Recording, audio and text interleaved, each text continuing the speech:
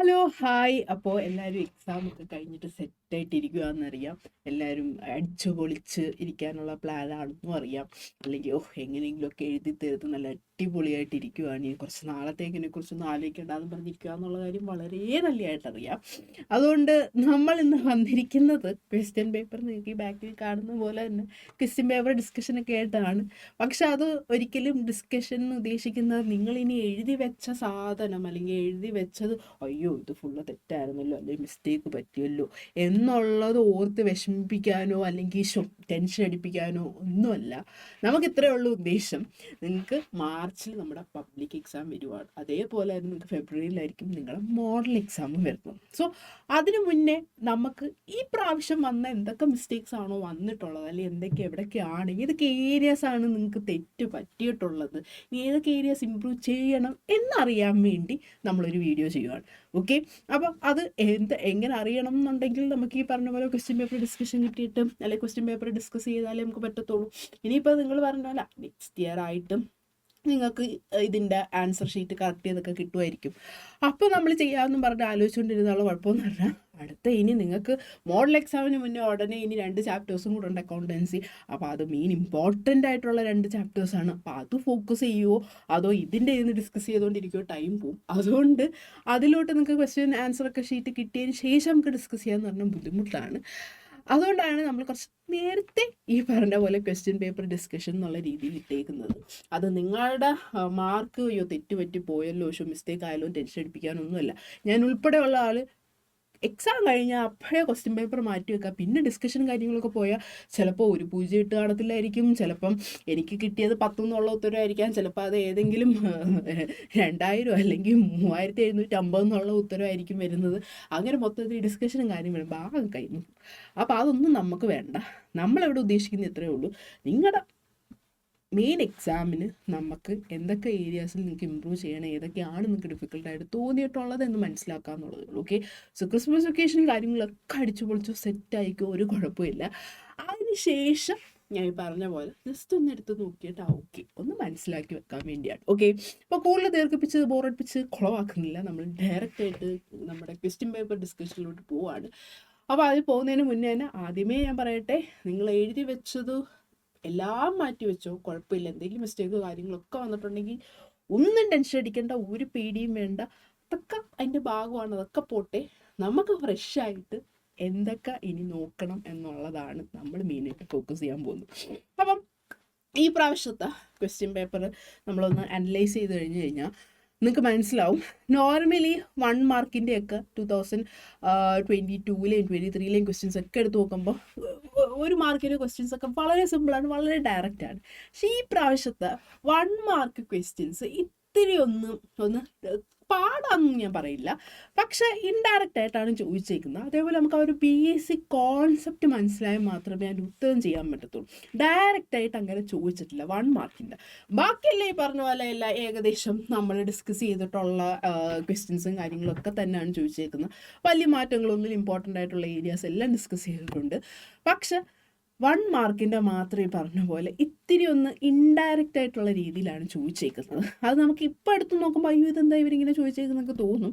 പക്ഷെ നിങ്ങൾ കൊറോണയ്ക്ക് മുന്നേ 2019 വരെ ഉള്ള ക്വസ്റ്റ്യൻ പേപ്പർ എടുത്ത് നോക്കിക്കഴിഞ്ഞാൽ നിങ്ങൾക്ക് മനസ്സിലാവും ഏറെക്കുറെ ക്വസ്റ്റ്യൻസ് ഈ ഒരു പാറ്റേണിൽ തന്നെയാണ് ചോദിച്ചേക്കുന്നത്. അത് 1 മാർക്കിൻ്റെ മാത്രമല്ല, എല്ലാത്തിൻ്റെയും ഡയറക്റ്റായിട്ട് ചോദിച്ചേക്കുന്നത് വളരെ കുറവാണ്. ബിസിനസ് സ്റ്റഡീസ് ആണെങ്കിൽ അക്കൗണ്ടൻസി ആണെങ്കിൽ. അപ്പം ഈ പ്രാവശ്യം അവരെന്തായാലും വേറെ ഏരിയ ഒന്നും തൊട്ടില്ല. 1 മാർക്കിൻ്റെ മാത്രമാണ് കുറച്ചൊന്ന് ട്രിക്കി ആയിട്ട് ചോദിച്ചേക്കുന്നത്, അല്ലെങ്കിൽ ഇൻഡയറക്റ്റ് ആയിട്ട് ചോദിച്ചേക്കുന്നത്. നമുക്കൊന്ന് അത് ആ ഒരു കോൺസെപ്റ്റ് മനസ്സിലായില്ല എന്നുണ്ടെങ്കിൽ നമുക്കത് പെട്ടെന്ന് കത്തൂല എന്നുള്ളതേ ഉള്ളൂ. പിന്നെ ക്വസ്റ്റ്യൻ്റെ പാറ്റേൺ ഒന്ന് ശ്രദ്ധിച്ചാൽ മനസ്സിലാവും. ഫസ്റ്റ് ഒരു 9 ക്വസ്റ്റ്യൻസ് ഉണ്ട്. ആ ഒരു 9 ക്വസ്റ്റ്യൻസിൽ നിന്ന് ഏതെങ്കിലും 8 എണ്ണം നിങ്ങൾ ചൂസ് ചെയ്ത് എഴുതുക എന്നുള്ളതാണ്. സോ അങ്ങനെ ആദ്യം തൊട്ടേ ഉണ്ടായിരുന്നു എന്നുള്ളതാണ് ഏറ്റവും വലിയ പ്രത്യേകത. നോർമലി 1 മാർക്കിൻ്റെ ഒന്നും നമുക്കിങ്ങനെ ഓപ്ഷൻ കിട്ടാറില്ല. 10 ക്വസ്റ്റ്യൻ ചോദിച്ചത് 10 എണ്ണം നമ്മൾ എഴുതുക എന്നുള്ളതേ ഉള്ളൂ. പക്ഷെ നമുക്കിവിടെ ഫോർച്ചുനേറ്റ്ലി ഇതിന് ഒരു 9 ക്വസ്റ്റ്യൻസ് തന്നിട്ട് ഏതെങ്കിലും 8 എണ്ണം എഴുതിയാൽ മതി എന്നുള്ള രീതിയിലാണ് ചോദിച്ചേക്കുന്നത്. അതേപോലെ 2 മാർക്കിൻ്റെ ക്വസ്റ്റ്യൻസ് വരുമ്പോഴും 6 ക്വസ്റ്റ്യൻസ് കൊടുത്തിട്ടുണ്ട്. ഓക്കെ, അതിൽ നിന്ന് ഏതെങ്കിലും 4 എണ്ണം എടുത്ത് എഴുതുക എന്നുള്ള രീതിയിലാണ് കൊടുത്തേക്കുന്നത് ക്വസ്റ്റ്യൻസ് 6 ഉണ്ട്, അല്ല ഏതെങ്കിലും 4 എഴുതിയാൽ മതി. അപ്പം നിങ്ങൾക്ക് 2 വിടാൻ പറ്റുന്ന രീതിയിലുള്ള ക്വസ്റ്റ്യൻസ് ആണ് ഈ 2 മാർക്കിൻ്റെ ഇതിലും ചോദിച്ചത്. നോർമലി ഒക്കെ ഈ പറഞ്ഞ പോലെ ചിലപ്പം 5 കൊടുക്കും, എന്നിട്ട് അതിൽ നിന്ന് ഏതെങ്കിലും 4 എഴുതാമെന്നുള്ള പാറ്റേൺ ആണ് നോർമലി ചോദിക്കുന്നത്. പക്ഷെ ഇവിടെ നിങ്ങൾക്ക് ശ്രദ്ധിച്ചാൽ മനസ്സിലാവും, ഇതേ കണ്ട 10 to 15 എന്നുള്ള രീതിയിൽ വരുമ്പം നമുക്കൊരു 6 ക്വസ്റ്റ്യൻസ് ഉണ്ടായിരുന്നു 4, അപ്പോൾ 2 വിടാനുള്ള ഓപ്ഷൻ ഉണ്ടെന്നുള്ളതാണ്. അത് കുറച്ചുകൂടെ ബെറ്ററാണ്, കാരണം നമുക്കൊന്നും കൂടെ ഒന്ന് തിരഞ്ഞെടുത്ത് നമുക്കൊന്ന് നൈസിന് നമുക്ക് ചെയ്യാൻ പറ്റും എന്നുള്ളതാണ്. പക്ഷെ പിന്നീടുള്ള ക്വസ്റ്റ്യൻസ് നോക്കുമ്പോൾ ഇപ്പം 3 മാർക്കിൻ്റെ ക്വസ്റ്റ്യൻ നോക്കുകയാണെങ്കിൽ 5 ക്വസ്റ്റ്യൻസ് വന്നിട്ടുണ്ട്, അതിൽ ഏതെങ്കിലും 4 എടുത്ത് എഴുതാനാണ്. അതേപോലെ തന്നെ 4 മാർക്കിൻ്റെ ക്വസ്റ്റ്യനും നോക്കുമ്പോൾ മനസ്സിലാവും 5 ക്വസ്റ്റ്യൻസ് കൊടുത്തിട്ടുണ്ട്. ഓക്കെ, അതിൽ ഏതെങ്കിലും 6 ക്വസ്റ്റ്യൻസ് കൊടുത്തിട്ടുണ്ട്, അതിൽ ഏതെങ്കിലും 5 ക്വസ്റ്റ്യൻസ് എഴുതാമെന്നുള്ള രീതിയാണ്. അപ്പോൾ 1 എക്സ്ട്രാ ഇട്ടിട്ടുണ്ട്, ഒരെണ്ണം നമുക്ക് വിടാം, ബാക്കിയെല്ലാം നമ്മൾ ചെയ്യണം എന്നുള്ള പാറ്റേൺ അല്ലെങ്കിൽ എഴുതണം എന്നുള്ള പാറ്റേണിലാണ്. പിന്നെ ശ്രദ്ധിച്ചാൽ മനസ്സിലാവും, ഈ ഒരു ഇത് കഴിഞ്ഞ് കഴിഞ്ഞാൽ ലൈക്ക് നമുക്കിപ്പം ഇതിൽ 4 മാർക്കിൻ്റെ ക്വസ്റ്റ്യനാണ്. ഓക്കെ, ഈ 4 മാർക്കിൻ്റെ ക്വസ്റ്റ്യൻ കഴിഞ്ഞ് കഴിഞ്ഞാൽ നോർമലി നമ്മൾ കണ്ടിട്ടുള്ള പാറ്റേൺ എന്ന് പറഞ്ഞാൽ 5 മാർക്കിൻ്റെ ക്വസ്റ്റ്യൻ ചോദിക്കുക, പിന്നെ 8 മാർക്ക് എന്നുള്ള രീതിയാണ്. പക്ഷേ ഈ പ്രാവശ്യം 5 മാർക്കിൻ്റെ ക്വസ്റ്റ്യൻസ് എന്നുള്ള രീതിയിലൊന്നും വന്നിട്ടില്ല. എസ് എ എന്നുള്ള രീതിയിൽ ചോദിച്ചിരിക്കുന്ന 6 മാർക്കിനാണ്. ഓക്കെ, 3 ഓപ്ഷൻ തന്നിട്ട് അതിൽ ഏതെങ്കിലും 2 എടുത്ത് എഴുതാനാണ് ചോദിച്ചിരിക്കുന്നത്. ഓക്കെ, അപ്പോൾ അത് പക്ഷേ ഞാൻ പറഞ്ഞ പോലെ 1 മാർക്കിൻ്റെ മാത്രമേ ഉള്ളൂ ഇത്രയും ഡയറക്റ്റായിട്ട് ചോദിച്ചിട്ടുള്ളൂ, ബാക്കി എല്ലാം ഡയറക്റ്റായിട്ടാണ് ചോദിച്ചിരിക്കുന്നത്.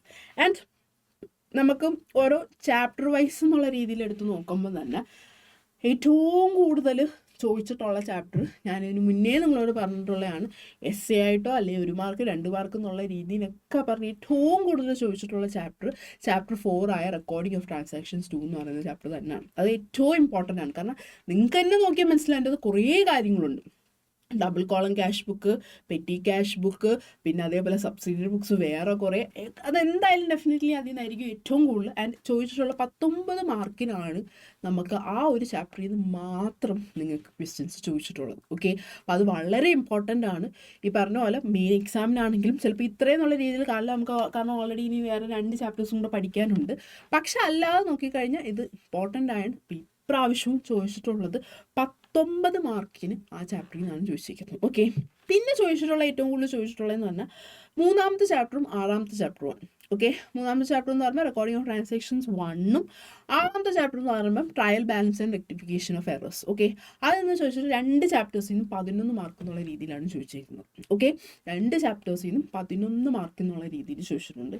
പക്ഷെ അതേപോലെ തൊട്ടടുത്ത് കിടക്കുന്നതാണ് ചാപ്റ്റർ 2ഉം ചാപ്റ്റർ 7ഉം. ഓക്കെ, തിയറി ബേസ് ഓഫ് അക്കൗണ്ടിങ്ങും അതേപോലെ ഡിപ്രീസിയേഷൻ എന്ന് പറയുന്ന ചാപ്റ്ററിനും 10 മാർക്ക് നമുക്ക് ചോദിച്ചിട്ടുണ്ട്. ഓക്കെ, മറ്റേത് 11 മാർക്കിന് 10 മാർക്ക് എന്നുള്ള രീതിയിലും ആ പറയുന്ന 2 ചാപ്റ്റേഴ്സിനും ചോദിച്ചിട്ടുണ്ട്. അപ്പം ഇതിപ്പം ഒരു നല്ലതായിട്ട് നിൽക്കുന്നത് നമ്മുടെ റെക്കോർഡിംഗ് ഓഫ് ട്രാൻസാക്ഷൻ 2 എന്ന് പറയുന്ന ചാപ്റ്റർ 4 തന്നെയാണ് 19.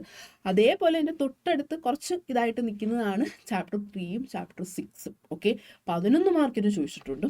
പിന്നെ അതേപോലെ ചാപ്റ്റർ 2ഉം ചാപ്റ്റർ 7ഉം നമുക്ക് 10 മാർക്ക് എന്നുള്ള രീതിയിൽ ചോദിച്ചിട്ടുണ്ട്. ആൻഡ് ഫസ്റ്റ് ചാപ്റ്ററിൽ നിന്ന് ചോദിച്ചിട്ടുള്ളതെന്ന് പറയുമ്പോൾ 4 മാർക്കിൻ്റെ ക്വസ്റ്റ്യനാണ്. ടോട്ടലി 4 മാർക്ക് എന്നുള്ള രീതിയിലാണ് ചോദിച്ചിട്ടുള്ളത്. ഓക്കെ, സോ ഇതാണൊരു നിങ്ങൾക്കൊരു ക്വസ്റ്റ്യൻ എക്സാം ഒരു മോഡൽ ഏതൊക്കെ ചാപ്റ്ററിൽ നിന്ന് എത്ര മാർക്കിൻ്റെ ചോദിച്ചിട്ടുണ്ടെന്നുള്ളൊരു ഐഡിയ, കാരണം ഏതാണ് ഇമ്പോർട്ടൻ്റ് ആയിട്ട് പഠിക്കേണ്ടത് എന്നുള്ളത്.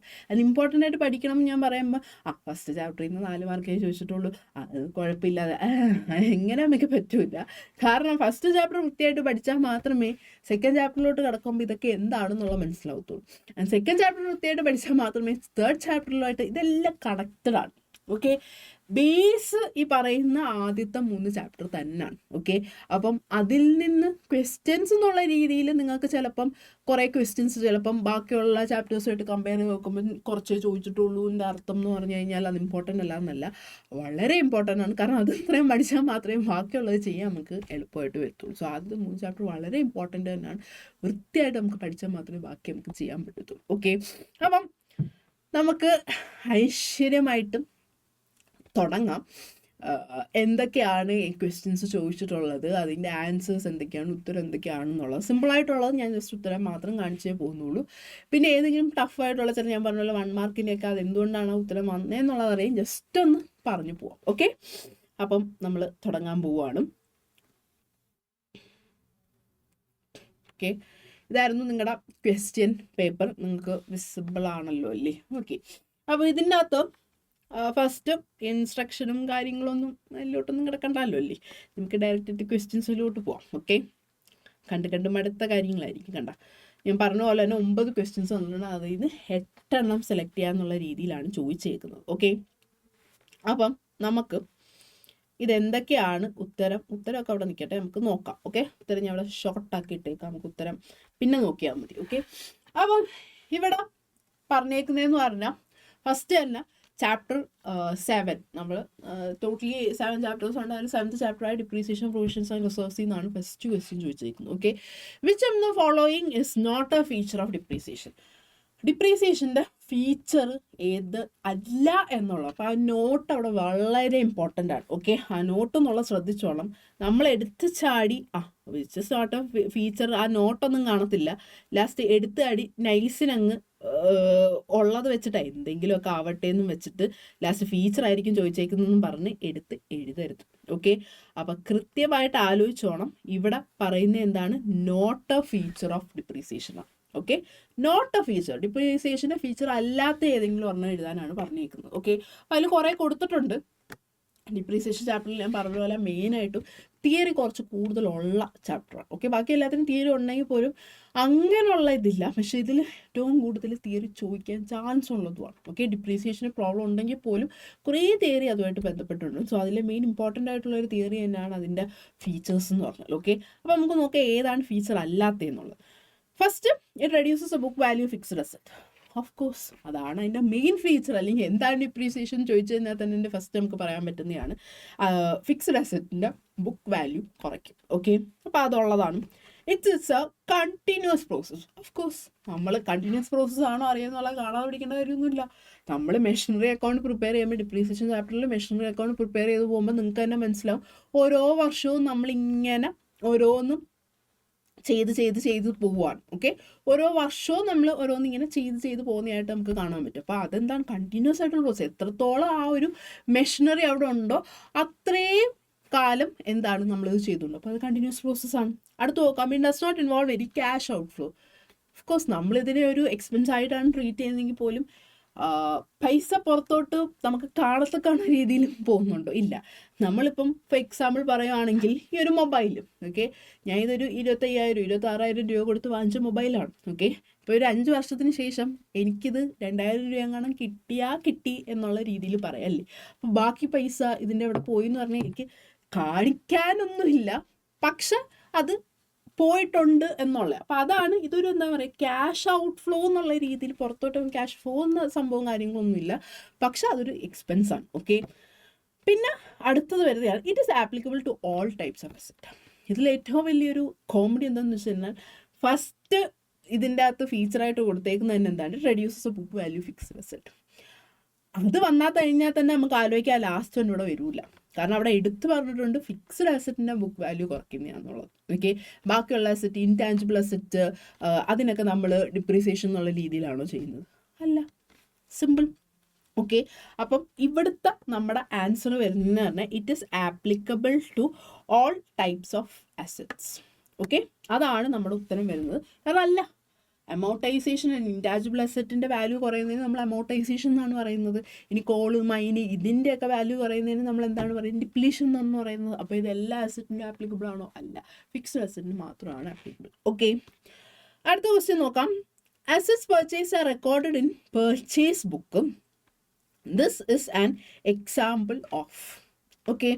ഇത് വളരെ സിമ്പിളായിട്ടുള്ള, കാരണം കുറേ വട്ടം ഈ ഒരു എറർ ഓഫ് പ്രിൻസിപ്പിൾ എന്ന് ചോദിച്ചു കഴിഞ്ഞാൽ ഈ ഒരു ക്വസ്റ്റ്യൻ ആയിരിക്കും ചോദിക്കുന്നത്.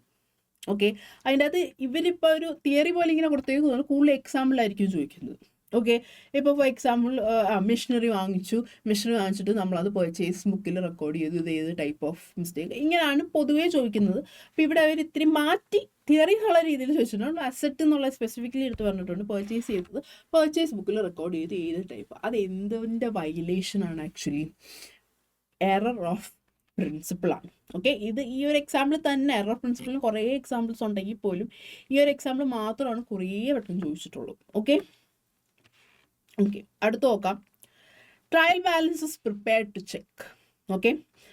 അപ്പം നമ്മൾ ഏതൊക്കെ ചാപ്റ്ററിൽ നിന്നുള്ളത് കണ്ടു? ഫസ്റ്റ് നമ്മൾ ചാപ്റ്റർ 7 ഡിപ്രീസിയേഷൻ എന്നുള്ളത് കണ്ടു.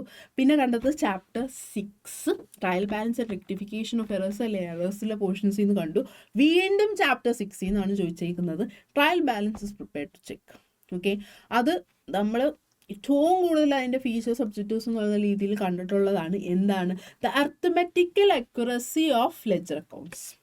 ഓക്കെ, അത് ഏറ്റവും കൂടുതൽ നമ്മൾ കണ്ടിട്ടുള്ള അല്ലെങ്കിൽ ഫീച്ചർ എന്താണ്, അല്ലെങ്കിൽ എന്തിനു വേണ്ടിയാണ് ട്രയൽ ബാലൻസ് പ്രിപ്പയർ ചെയ്തതെന്ന് വെച്ചാൽ ആദ്യമേ മൈൻഡിലോട്ട് പോക്കണം അർത്തമെറ്റിക്കൽ അക്യുറസിയാണ്. വേറെ ഒക്കെ നോക്കും, ലിക്വിഡിറ്റി ഓഫ് ദ ബിസിനസ് നമുക്ക് ട്രയൽ ബാലൻസ് പ്രിപ്പയർ ചെയ്യാൻ പറ്റൂ ഇല്ല. ഫിനാൻഷ്യൽ പൊസിഷൻ അറിയാൻ പറ്റൂ ഇല്ല.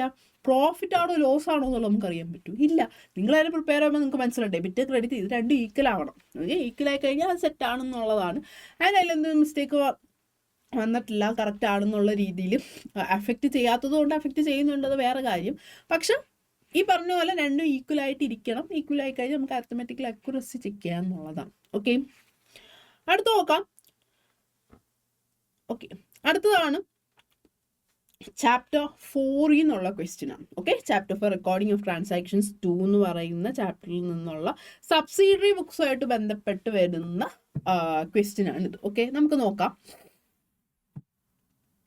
A business purchased goods worth rupees 50,000 from Ms. Rekha Agency by making an immediate payment of rupees 25,000 in cash. How will this transaction be recorded in the books of accounts? Okay, അപ്പം question ശ്രദ്ധിച്ചോണം. ഞാൻ പറഞ്ഞ പോലെ 1 മാർക്കിനൊന്നും normally ഇങ്ങനെ ചോദിക്കുന്നതല്ല, ഇത്തിരി variety ആയിട്ടാണ് അവർ ചോദിച്ചത്. പക്ഷെ സംഭവം സിമ്പിളാണ്. നമുക്ക് നോക്കാം. ഏതോ ഒരു ബിസിനസ് ഗുഡ്സ് വാങ്ങിച്ചു. ഓക്കെ, മിസ് രേഖ ഏജൻസി എന്ന് പറയുന്ന ഒരു ഏജൻസിയിൽ നിന്നാണ് ഗുഡ്സ് വാങ്ങിച്ചത്. 50,000 രൂപയുടെ ഗുഡ്സ് വാങ്ങിച്ചു. അപ്പോൾ ഓൾറെഡി നമ്മൾ ജേർണൽ പ്രിപ്പയർ ചെയ്യുന്ന ടൈമിൽ നമ്മൾ പറഞ്ഞിട്ടുണ്ട് എന്താണ്, സ്പെസിഫിക്കലി പേരെടുത്ത് കൊടുത്തിട്ടുണ്ടെങ്കിൽ അതിൻ്റെ അർത്ഥം എന്താണ്, നമ്മൾ ക്രെഡിറ്റിനാണ് വാങ്ങിച്ചിരിക്കുന്നത്. അല്ലെങ്കിൽ പേരെടുത്ത് കൊടുക്കില്ല, പേരെടുത്ത് കൊടുത്തിട്ടില്ല എന്നുണ്ടെങ്കിൽ നമ്മൾ ക്യാഷ് കൊടുത്ത് വാങ്ങിച്ചാണെന്നുള്ളത്. അപ്പോൾ ഇവിടെ പേരെടുത്ത് കൊടുത്തിട്ടുണ്ട്. ഓക്കെ, അപ്പോൾ തന്നെ നമുക്ക് മനസ്സിലാവും ഓക്കെ ക്രെഡിറ്റിന് വാങ്ങിച്ചാലേ കടത്തിന് വാങ്ങിച്ചാണെന്നുള്ളത്. അടുത്ത് നോക്കാം. By making an immediate payment of 25,000 in cash. 50,000 രൂപയുടെ സാധനമാണ് വാങ്ങിച്ചത്. ഓക്കെ, 50,000 രൂപയുടെ സാധനം വാങ്ങിച്ചു. പക്ഷെ അപ്പം തന്നെ നമ്മൾ 25,000 രൂപ കൊടുത്തു. ഓക്കെ, അതിനർത്ഥം എന്താണ്, 25,000 രൂപയും കൂടെ നമ്മളിനി കൊടുക്കാനുണ്ട്. അപ്പം ക്യാഷായിട്ട് നമ്മൾ 25,000 കൊടുത്തു. ഓക്കെ, ഇനി 25,000 രൂപയും കൂടെ പിന്നെ നമുക്ക് കൊടുക്കാം എന്നുള്ള രീതിയിൽ നമ്മൾ പറഞ്ഞു. എന്ന് പറഞ്ഞാൽ കടം എന്നുള്ള രീതിയിൽ വെച്ചേക്കുവാണ്. പിന്നെ ഇനി എപ്പോഴെങ്കിലും നമ്മൾ 25,000 ബാക്കി കൊടുക്കും എന്നുള്ളതാണ്. ഓക്കെ, ഇവിടെ ചോദിച്ചേക്കുന്ന how will this transaction be record in the books of accounts. Books of അക്കൗണ്ട്സിൽ നമ്മൾ എങ്ങനെയാണ് റെക്കോർഡ് ചെയ്യുന്നത്? അപ്പോൾ ആലോചിച്ചോണം എന്താണ് വന്നേക്കുന്നത്. 25,000 രൂപയെ നമ്മൾ ക്യാഷിന് വാങ്ങിച്ചിട്ടുള്ളൂ, ബാക്കി 25,000 രൂപ കടമാണ്, നമുക്ക് കൊടുക്കാനുള്ളതാണ്. അപ്പോൾ സിമ്പിളായിട്ട് ആലോചിക്കുക. ക്യാഷ് കൊടുത്ത് വാങ്ങിക്കുവാണെങ്കിൽ നമ്മൾ ഏതിലായിരിക്കും റെക്കോർഡ് ചെയ്യുന്നത്? ക്യാഷ് ബുക്കിൽ. ഓക്കെ, ക്യാഷ് ബുക്കിൽ നമ്മൾ 25,000 രൂപ കൊടുത്തു എന്ന് പറഞ്ഞ് നമ്മൾ റെക്കോർഡ് ചെയ്യും, കുഴപ്പമൊന്നുമില്ലല്ലോ. ഓക്കെ, ഇനി അടുത്തത് 25,000 രൂപ കടമാണ്. ഓക്കെ, അപ്പോൾ അവിടെ എടുത്ത് ശ്രദ്ധിക്കേണ്ട ഒരു കാര്യം എന്ന് പറഞ്ഞു കഴിഞ്ഞാൽ ഗുഡ്സാണ് വാങ്ങിച്ചേക്കുന്നത്, അസറ്റ് അല്ല. ഓക്കെ, അസറ്റ് ആണെങ്കിൽ വേറെ തന്നെ ഇതാണ് വരുന്നത്. ഇവിടെ ഗുഡ്സ് ആണ് വാങ്ങിച്ചേക്കുന്നത്. അപ്പോൾ ഗുഡ്സ് വാങ്ങിക്കുമ്പോൾ നിങ്ങൾ തന്നെ ജേർണൽ എൻട്രി ഒന്ന് ആലോചിച്ച് നോക്ക്. കടത്തിന് വാങ്ങിക്കുകയാണ്. ഓക്കെ, ആരുടെ എന്താ വാങ്ങിക്കുന്നത്? മിസ് രേഖ ഏജൻസിൻ്റെ കടത്തിന് നമ്മൾ ഗുഡ്സ് വാങ്ങിച്ചു. അപ്പോൾ പർച്ചേസ് അക്കൗണ്ട് ആയിട്ടിട്ട് മിസ് രേഖ ഏജൻസി എന്നാണ് വരുന്നത്. ഓക്കെ, അപ്പോൾ തന്നെ ആലോചിക്കുക, കടത്തിന് വാങ്ങിച്ച സാധനങ്ങൾ നമ്മൾ എവിടെയാണ് റെക്കോർഡ് ചെയ്യുന്നത്? പർച്ചേസ് ബുക്കിലാണ്. ഓക്കെ, ക്യാഷിന് വാങ്ങിക്കുവാണെങ്കിൽ ക്യാഷ് ബുക്കിൽ. ഓക്കെ, കടത്തിന് വാങ്ങിക്കുവാണെങ്കിൽ പർച്ചേസ് ബുക്കിലാണ് നമ്മൾ റെക്കോർഡ് ചെയ്യുന്നത്. ഇനിയിപ്പം ഞാൻ നേരത്തെ പറഞ്ഞ പോലെ ഗുഡ്സ് അല്ല അസറ്റാണ് വാങ്ങിച്ചെങ്കിലോ എങ്ങനെയായിരിക്കും എൻ്റെ ജേർണൽ എൻട്രി വരുന്നത്? Machinery account at miss Rekha agency എന്നായിരിക്കും വരുന്നത് അല്ലേ? അപ്പം അങ്ങനെ വരുമ്പം പർച്ചേസ് ബുക്കിൽ നമുക്ക് ചെയ്യാൻ പറ്റൂ ഇല്ല. അത് ഏതിലായിരിക്കും വരുന്നത്? ജേർണൽ പ്രോപ്പറിലായിരിക്കും. ചോദിച്ചിട്ടില്ല, ഞാൻ ജസ്റ്റ് പറഞ്ഞു എന്നേ ഉള്ളൂ. അപ്പം ഇതെല്ലാം നമ്മൾ ശ്രദ്ധിക്കണം. ഗുഡ്സ് ആണോ വാങ്ങിച്ചേക്കുന്നത്, കടത്തിനാണോ അത് വാങ്ങിച്ചേക്കുന്നത്, മെഷീനറി ആണോ അല്ലെങ്കിൽ അസറ്റ് ആണോ, ഇതെല്ലാം നോക്കണം. അപ്പോൾ ഇവിടെ നോക്കിയപ്പോൾ എന്താണ്, ഗുഡ്സ് ആണ് വാങ്ങിച്ചേക്കുന്നത്. അപ്പം ഗുഡ്സ് കടത്തിന് വാങ്ങിച്ചേക്കുവാണ്. ഓക്കെ, പൈസ കൊടുത്ത് കുറച്ച് വാങ്ങിച്ചു, അത് ക്യാഷ് ബുക്കിൽ പോയി. കടത്തിന് വാങ്ങിക്കുന്നത് നമ്മൾ പർച്ചേസ് ബുക്കിൽ റെക്കോർഡ് ചെയ്യും. അപ്പോൾ ഇതിൻ്റെ ഉത്തരം എന്താണ് വരുന്നത്? 25,000. നമ്മൾ ചോദിച്ചേക്കുന്ന ക്വസ്റ്റ്യൻ നോക്കണം. How will this transaction be recorded in the books of accounts. Books of അക്കൗണ്ട്സിൽ ഇതെങ്ങനെ റെക്കോർഡ് ചെയ്യപ്പെടും എന്നുള്ളതാണ് നമ്മുടെ ചോദ്യം. അപ്പോൾ എന്താണ്, 25,000 രൂപ ക്യാഷ് കൊടുത്ത് വാങ്ങിച്ചത് ക്യാഷ് ബുക്കിലാക്കും. ഓക്കെ, പിന്നെ ബാക്കി 25,000 രൂപ കടമാണ്, അത് നമ്മൾ ഏതിലെഴുതും? പർച്ചേസ് ബുക്കിൽ എഴുതും. ഓക്കെ, സി ആണ് ഇതിൻ്റെ ഉത്തരം വരുന്നത്. ഇനി അടുത്ത് നോക്കാം. The component of GST applicable in interstate transaction is, ഇത് രണ്ടാമത്തെ ചാപ്റ്ററിൽ നിന്ന് വരുന്നതാണ്. ഓക്കെ, രണ്ടാമത്തെ തിയറി ബേസ് ഓഫ് അക്കൗണ്ടിങ് എന്നുള്ള ചാപ്റ്ററിൽ വരുന്നതാണ്. Component of GST applicable in interstate transaction is, അപ്പോഴേ ആലോചിച്ചോണം, നമ്മൾ ഇന്റർസ്റ്റേറ്റ് എന്ന് കണ്ടാലേ ആലോചിച്ചോണം എന്താണ് വരുന്നത്, IGST. Okay, integrated goods and service tax എന്നുള്ളതാണ്. ഓക്കെ, ആ ഏരിയയിൽ നിന്ന് പിന്നെ അധികം അങ്ങനെയുള്ള വേറെ ക്വസ്റ്റ്യൻ ചോദിച്ചിട്ടുള്ളൂ, 1 മാർക്കിൻ്റെ ക്വസ്റ്റ്യനെ അതിൽ നിന്നും ചോദിച്ചിട്ടുള്ളൂ. ഓക്കെ, ഇനി അടുത്തത് നമുക്ക് വരുന്നതെന്ന് പറഞ്ഞു കഴിഞ്ഞാൽ, യെസ്, ഇത് ബാങ്ക് റെക്കൺസിലേഷൻ സ്റ്റേറ്റ്മെന്റ് എന്ന് പറയുന്ന ചാപ്റ്ററിൽ വരുന്നതാണ്. ഓക്കെ, ബാങ്ക് റെക്കൺസിലേഷൻ കാണുമ്പോഴേ നമുക്ക് മനസ്സിലാവും ബാങ്ക് റെക്കൺസിലേഷൻ സ്റ്റേറ്റ്മെന്റ് എന്നുള്ള ആ ഒരു ചാപ്റ്ററിൽ പേഴ്സേ വന്നതാണെന്ന് വെച്ചാൽ, പക്ഷെ അതിൽ നിന്ന് ബേസ് ചെയ്ത് വരുന്നതാണ്. ഇല്ലെങ്കിൽ നമുക്കത് എന്താണ് വേണമെന്നുണ്ടെങ്കിൽ ഡബിൾ കോളം ക്യാഷ് ബുക്കുമായിട്ട് ബന്ധപ്പെട്ട് ഒരു വാട്ടെവർ നമ്മളിവിടെ ബാങ്കിൻ്റെ ഇത് പാസ്ബുക്ക് എന്നുള്ള രീതിയിൽ വരുന്നതുകൊണ്ട് അത് ബാങ്ക് റെക്കൺസിലേഷൻ സ്റ്റേറ്റ്മെന്റിൽ നിന്ന് വന്നിട്ടുള്ള ക്വസ്റ്റ്യൻ ആണ്. ഓക്കെ, ഇത് ഇത്തിരി ട്രിക്കിയാണ്. ട്രിക്കി എന്ന് പറഞ്ഞു കഴിഞ്ഞാൽ വേറെ ഒന്നുമില്ല, പേടിക്കൊന്നും വേണ്ട. നമ്മൾ ഇങ്ങനെ ട്രിക്കി എന്നൊക്കെ പറഞ്ഞ് നിങ്ങളെ പേടിപ്പിക്കുന്നൊന്നുമില്ല. സംഭവം ഉദ്ദേശിക്കുന്നത് ഇത്രയേ ഉള്ളൂ. ഇവിടെ നമ്മൾ ആ വരച്ചെഴുതുന്ന ആഡ് ചെയ്യുന്നു, ലെസ് ചെയ്യുന്നു, അങ്ങനെയുള്ള കുറേ അതൊന്നുമല്ല. നമുക്ക് ബേസിക് ലോജിക്കാണ് വേണ്ടത്. ബാങ്ക് റെക്കൺസിലേഷൻ സ്റ്റേറ്റ്മെൻറ്റിൻ്റെ നമുക്കൊരു ബേസിക് ഐഡിയ ഉണ്ടെന്നുണ്ടെങ്കിൽ, അല്ലെങ്കിൽ ബാങ്ക് റെക്കൺസിലേഷൻ സ്റ്റേറ്റ്മെൻറ്റ് വിട്, നിങ്ങൾക്ക് ജസ്റ്റ് ഒരു ബേസിക് ഐഡിയ ഉണ്ട്, ക്യാഷ് ബുക്ക് എന്താണ് എന്നുള്ള ഐഡിയ ഉണ്ട്, പാസ്ബുക്ക് എന്താണെന്നുള്ള ബേസിക് ഐഡിയ ഉണ്ടെങ്കിൽ നമുക്കിത് സുഖമായിട്ട് കത്തും. ഓക്കെ, നമുക്കൊന്ന് ജസ്റ്റ് ഒന്ന് നോക്കാം ഇവിടെ എന്തോ ഉദ്ദേശിക്കുന്നതിന്. Okay, the bank statement of Miss Alex Traders show a debit balance of 1000 as on 31/3/2024. Okay, ശ്രദ്ധിച്ചോണം, ക്വസ്റ്റ്യൻ ശ്രദ്ധിച്ചോണം. The bank statement of Miss Alex Traders. Okay, അതിൻ്റെ അർത്ഥം എന്തോ വരുന്നത്, bank statement of Miss Alex Traders എന്ന് പറയുന്നത്, bank statement എന്തോ പറയുന്നത്, നമ്മൾ പാസ്ബുക്കാണ്. ഓക്കെ, ഇവിടെ പാസ്ബുക്കാണ് ഉദ്ദേശിച്ചിരിക്കുന്നത്. ഓക്കെ, ബാങ്ക് സ്റ്റേറ്റ്മെന്റ് എന്ന് പറയുമ്പോൾ പാസ്ബുക്കാണ്. Okay, and shows a debit balance of 1000 as on 31/3/2024. Okay, അപ്പോൾ ഇവിടെ നിങ്ങൾ ശ്രദ്ധിക്കേണ്ട കാര്യം എന്താണെന്ന് ചോദിച്ചു കഴിഞ്ഞാൽ, ഓക്കെ, അപ്പോൾ നമ്മൾ പറഞ്ഞു തന്നെ എന്തായിരുന്നു, പാസ്ബുക്ക് അലക്സ് ട്രേഡേഴ്സിൻ്റെ shows a debit balance of 1000. അപ്പം ബാങ്ക് സ്റ്റേറ്റ്മെന്റ് ഉദ്ദേശിക്കുന്നത് പാസ്ബുക്കാണ്. Okay, shows a debit balance of 1000, അത് ഉദ്ദേശിക്കുന്നത് എന്താണ്? ഓക്കെ, അപ്പം ഇത് അതിന് മുന്നേ നമുക്ക് കുറച്ച് ബാക്ക്ഗ്രൗണ്ട് സ്റ്റോറി അറിയണം ഇതിനെക്കുറിച്ച് എന്താണെന്നുള്ളത്, നിങ്ങൾക്ക് അറിയാവുന്നതായിരിക്കാം. ഓക്കെ, ഇത്രയേ ഉള്ളൂ ഉദ്ദേശിക്കുന്നത്. പാസ്ബുക്കിനെ സംബന്ധിച്ചിടത്തോളം ഫേവറബിൾ ബാലൻസ് എന്ന് പറഞ്ഞു കഴിഞ്ഞാൽ, അല്ലെങ്കിൽ നല്ല ബാലൻസ് എന്ന് പറഞ്ഞാൽ ക്രെഡിറ്റ് ബാലൻസ് ആണ്. ഓക്കെ, എന്തുകൊണ്ടാണെന്നൊക്കെ നമ്മൾ ഓൾറെഡി വീഡിയോ നമ്മൾ ഇട്ടിട്ടുണ്ട് യൂട്യൂബിൽ, എന്തുകൊണ്ടാണ് അതങ്ങനെ വരുന്നതെന്നുള്ളത്. അപ്പോൾ അതിലോട്ട് ഞാൻ കിടക്കുന്നില്ല. ഫേവറബിൾ ബാലൻസ് എന്ന് പറഞ്ഞാൽ എന്ത് ബാലൻസ് ആണ്? ക്രെഡിറ്റ് ബാലൻസ് ആണ് പാസ്ബുക്ക്. ഓക്കെ, ക്യാഷ് ബുക്കിനെ സംബന്ധിച്ചിടത്തോളം ഫേവറബിൾ ബാലൻസ് എന്ന് പറഞ്ഞാൽ ഡെബിറ്റ് ബാലൻസ് ആണ്. ഓക്കെ, ഇനി പാസ്ബുക്കിനെ സംബന്ധിച്ചിടത്തോളം അൺഫേവറബിൾ ബാലൻസ് എന്ന് പറഞ്ഞാൽ ഡെബിറ്റ് ബാലൻസ് ആണ്. ഓക്കെ, ക്യാഷ് ബുക്കിനെ സംബന്ധിച്ചിടത്തോളം അൺഫേവറബിൾ ബാലൻസ് എന്ന് പറഞ്ഞാൽ ക്രെഡിറ്റ് ബാലൻസ് ആണ്. ജസ്റ്റ് ഓപ്പോസിറ്റ് എന്നുള്ളതായിരിക്കും. അപ്പോൾ ഈ അൺഫേവറബിൾ ബാലൻസ് എന്നുള്ള ഉദ്ദേശിക്കുന്നത് എന്താണ്? ഇത്രയേ ഉള്ളൂ, ഓവർ ഡ്രാഫ്റ്റ് ആണ്. ഓക്കെ, അൺഫേവറബിൾ ബാലൻസ് എന്ന് പറഞ്ഞു കഴിഞ്ഞാൽ ഓവർ ഡ്രാഫ്റ്റ് എന്നുള്ള അർത്ഥമാണ്. ഓവർ ഡ്രാഫ്റ്റ് എന്ന് വെച്ചാൽ എന്തുവാണ്? നമ്മുടെ ബാങ്ക് അക്കൗണ്ടിൽ ഉള്ളതിനെക്കാട്ടി കൂടുതൽ പൈസ നമ്മൾ വിഡ്രോ ചെയ്യാൻ ബാങ്ക് സമ്മതിക്കുന്ന ഒരു പ്രോസസ്സിനെയാണ് ഓവർ ഡ്രാഫ്റ്റ് എന്ന് പറയുന്നത്. ഓക്കെ, അത് നമുക്ക് എല്ലാവർക്കും അറിയാവുന്ന സംഭവമാണ്. അപ്പം അങ്ങനെ വരുമ്പോൾ എന്ന് പറഞ്ഞാൽ നമ്മുടെ അക്കൗണ്ടിൽ പൈസ ഇല്ല, പക്ഷെ അതിൽ കൂടുതൽ പൈസ നമുക്ക് ബാങ്ക് തന്നു, നമ്മളത് പിന്നെ തിരിച്ചടയ്ക്കണം. ഓക്കെ, ഇപ്പം ഞാൻ ഒരു ഫോർ എക്സാമ്പിൾ പറയുവാണെങ്കിൽ 500 രൂപ, ഓക്കെ, 500 രൂപ എൻ്റെ ബാങ്ക് അക്കൗണ്ടിലുള്ളൂ, പക്ഷെ ഞാൻ 1000 രൂപയുടെ സാധനം വാങ്ങിച്ചു. അതിൻ്റെ അർത്ഥം എന്താ? 500 രൂപ എൻ്റെ കയ്യിൽ നിന്ന് തന്നെ ഞാൻ എടുത്തു, ബാക്കി 500 രൂപ ആരാ തന്നത്? ബാങ്ക് എനിക്ക് തന്നതാണ്. അപ്പം ഞാൻ തിരിച്ചടയ്ക്കുമ്പം 500 ആയിട്ടായിരിക്കത്തില്ല തിരിച്ചടയ്ക്കുന്നത്, വിത്ത് ഇൻട്രസ്റ്റും കൂടെ ചേർത്തിട്ടായിരിക്കും ഞാൻ തിരിച്ചടയ്ക്കുക. അത് പിന്നെ നമുക്കറിയാവുന്ന കാര്യമാണ്. നമ്മൾ ലോണൊക്കെ എടുക്കുമ്പോൾ അങ്ങനെയല്ലേ, 10 ലക്ഷം എടുത്തു കഴിഞ്ഞാൽ 10 ലക്ഷം മാത്രം അടച്ചാൽ മതിയോ? ഇല്ല, വിത്ത് ഇൻട്രസ്റ്റും കൂടെ ചേർത്തിട്ട് വലിയൊരു എമൗണ്ട് ആയിരിക്കും അടയ്ക്കുന്നത്. അതേപോലെ ഇതിപ്പോൾ ചെറിയ ചെറിയ എമൗണ്ടുകളാണ് ബാങ്ക് തരുന്നെങ്കിൽ പോലും പ്ലസ് ഇൻട്രസ്റ്റും കൂടെ ചേർത്തിട്ടാണ് നമ്മൾ തിരിച്ച് കൊടുക്കുന്നത്. ഓക്കെ, ജസ്റ്റ് പറഞ്ഞു എന്നേ ഉള്ളൂ. നമ്മളിവിടെ വരുമ്പോൾ എന്താണെന്ന് ശ്രദ്ധിച്ചോണം, പാസ്ബുക്കിന് ഓക്കെ, പാസ്ബുക്കിന് ഡെബിറ്റ് ബാലൻസ് ആണെന്നാണ് പറഞ്ഞേക്കുന്നത്. ഓക്കെ, പാസ്ബുക്കിന് ഡെബിറ്റ് ബാലൻസ് ആണെന്ന് പറഞ്ഞിട്ടുണ്ട്. എന്ന് വെച്ചാൽ എന്താണ് അർത്ഥം?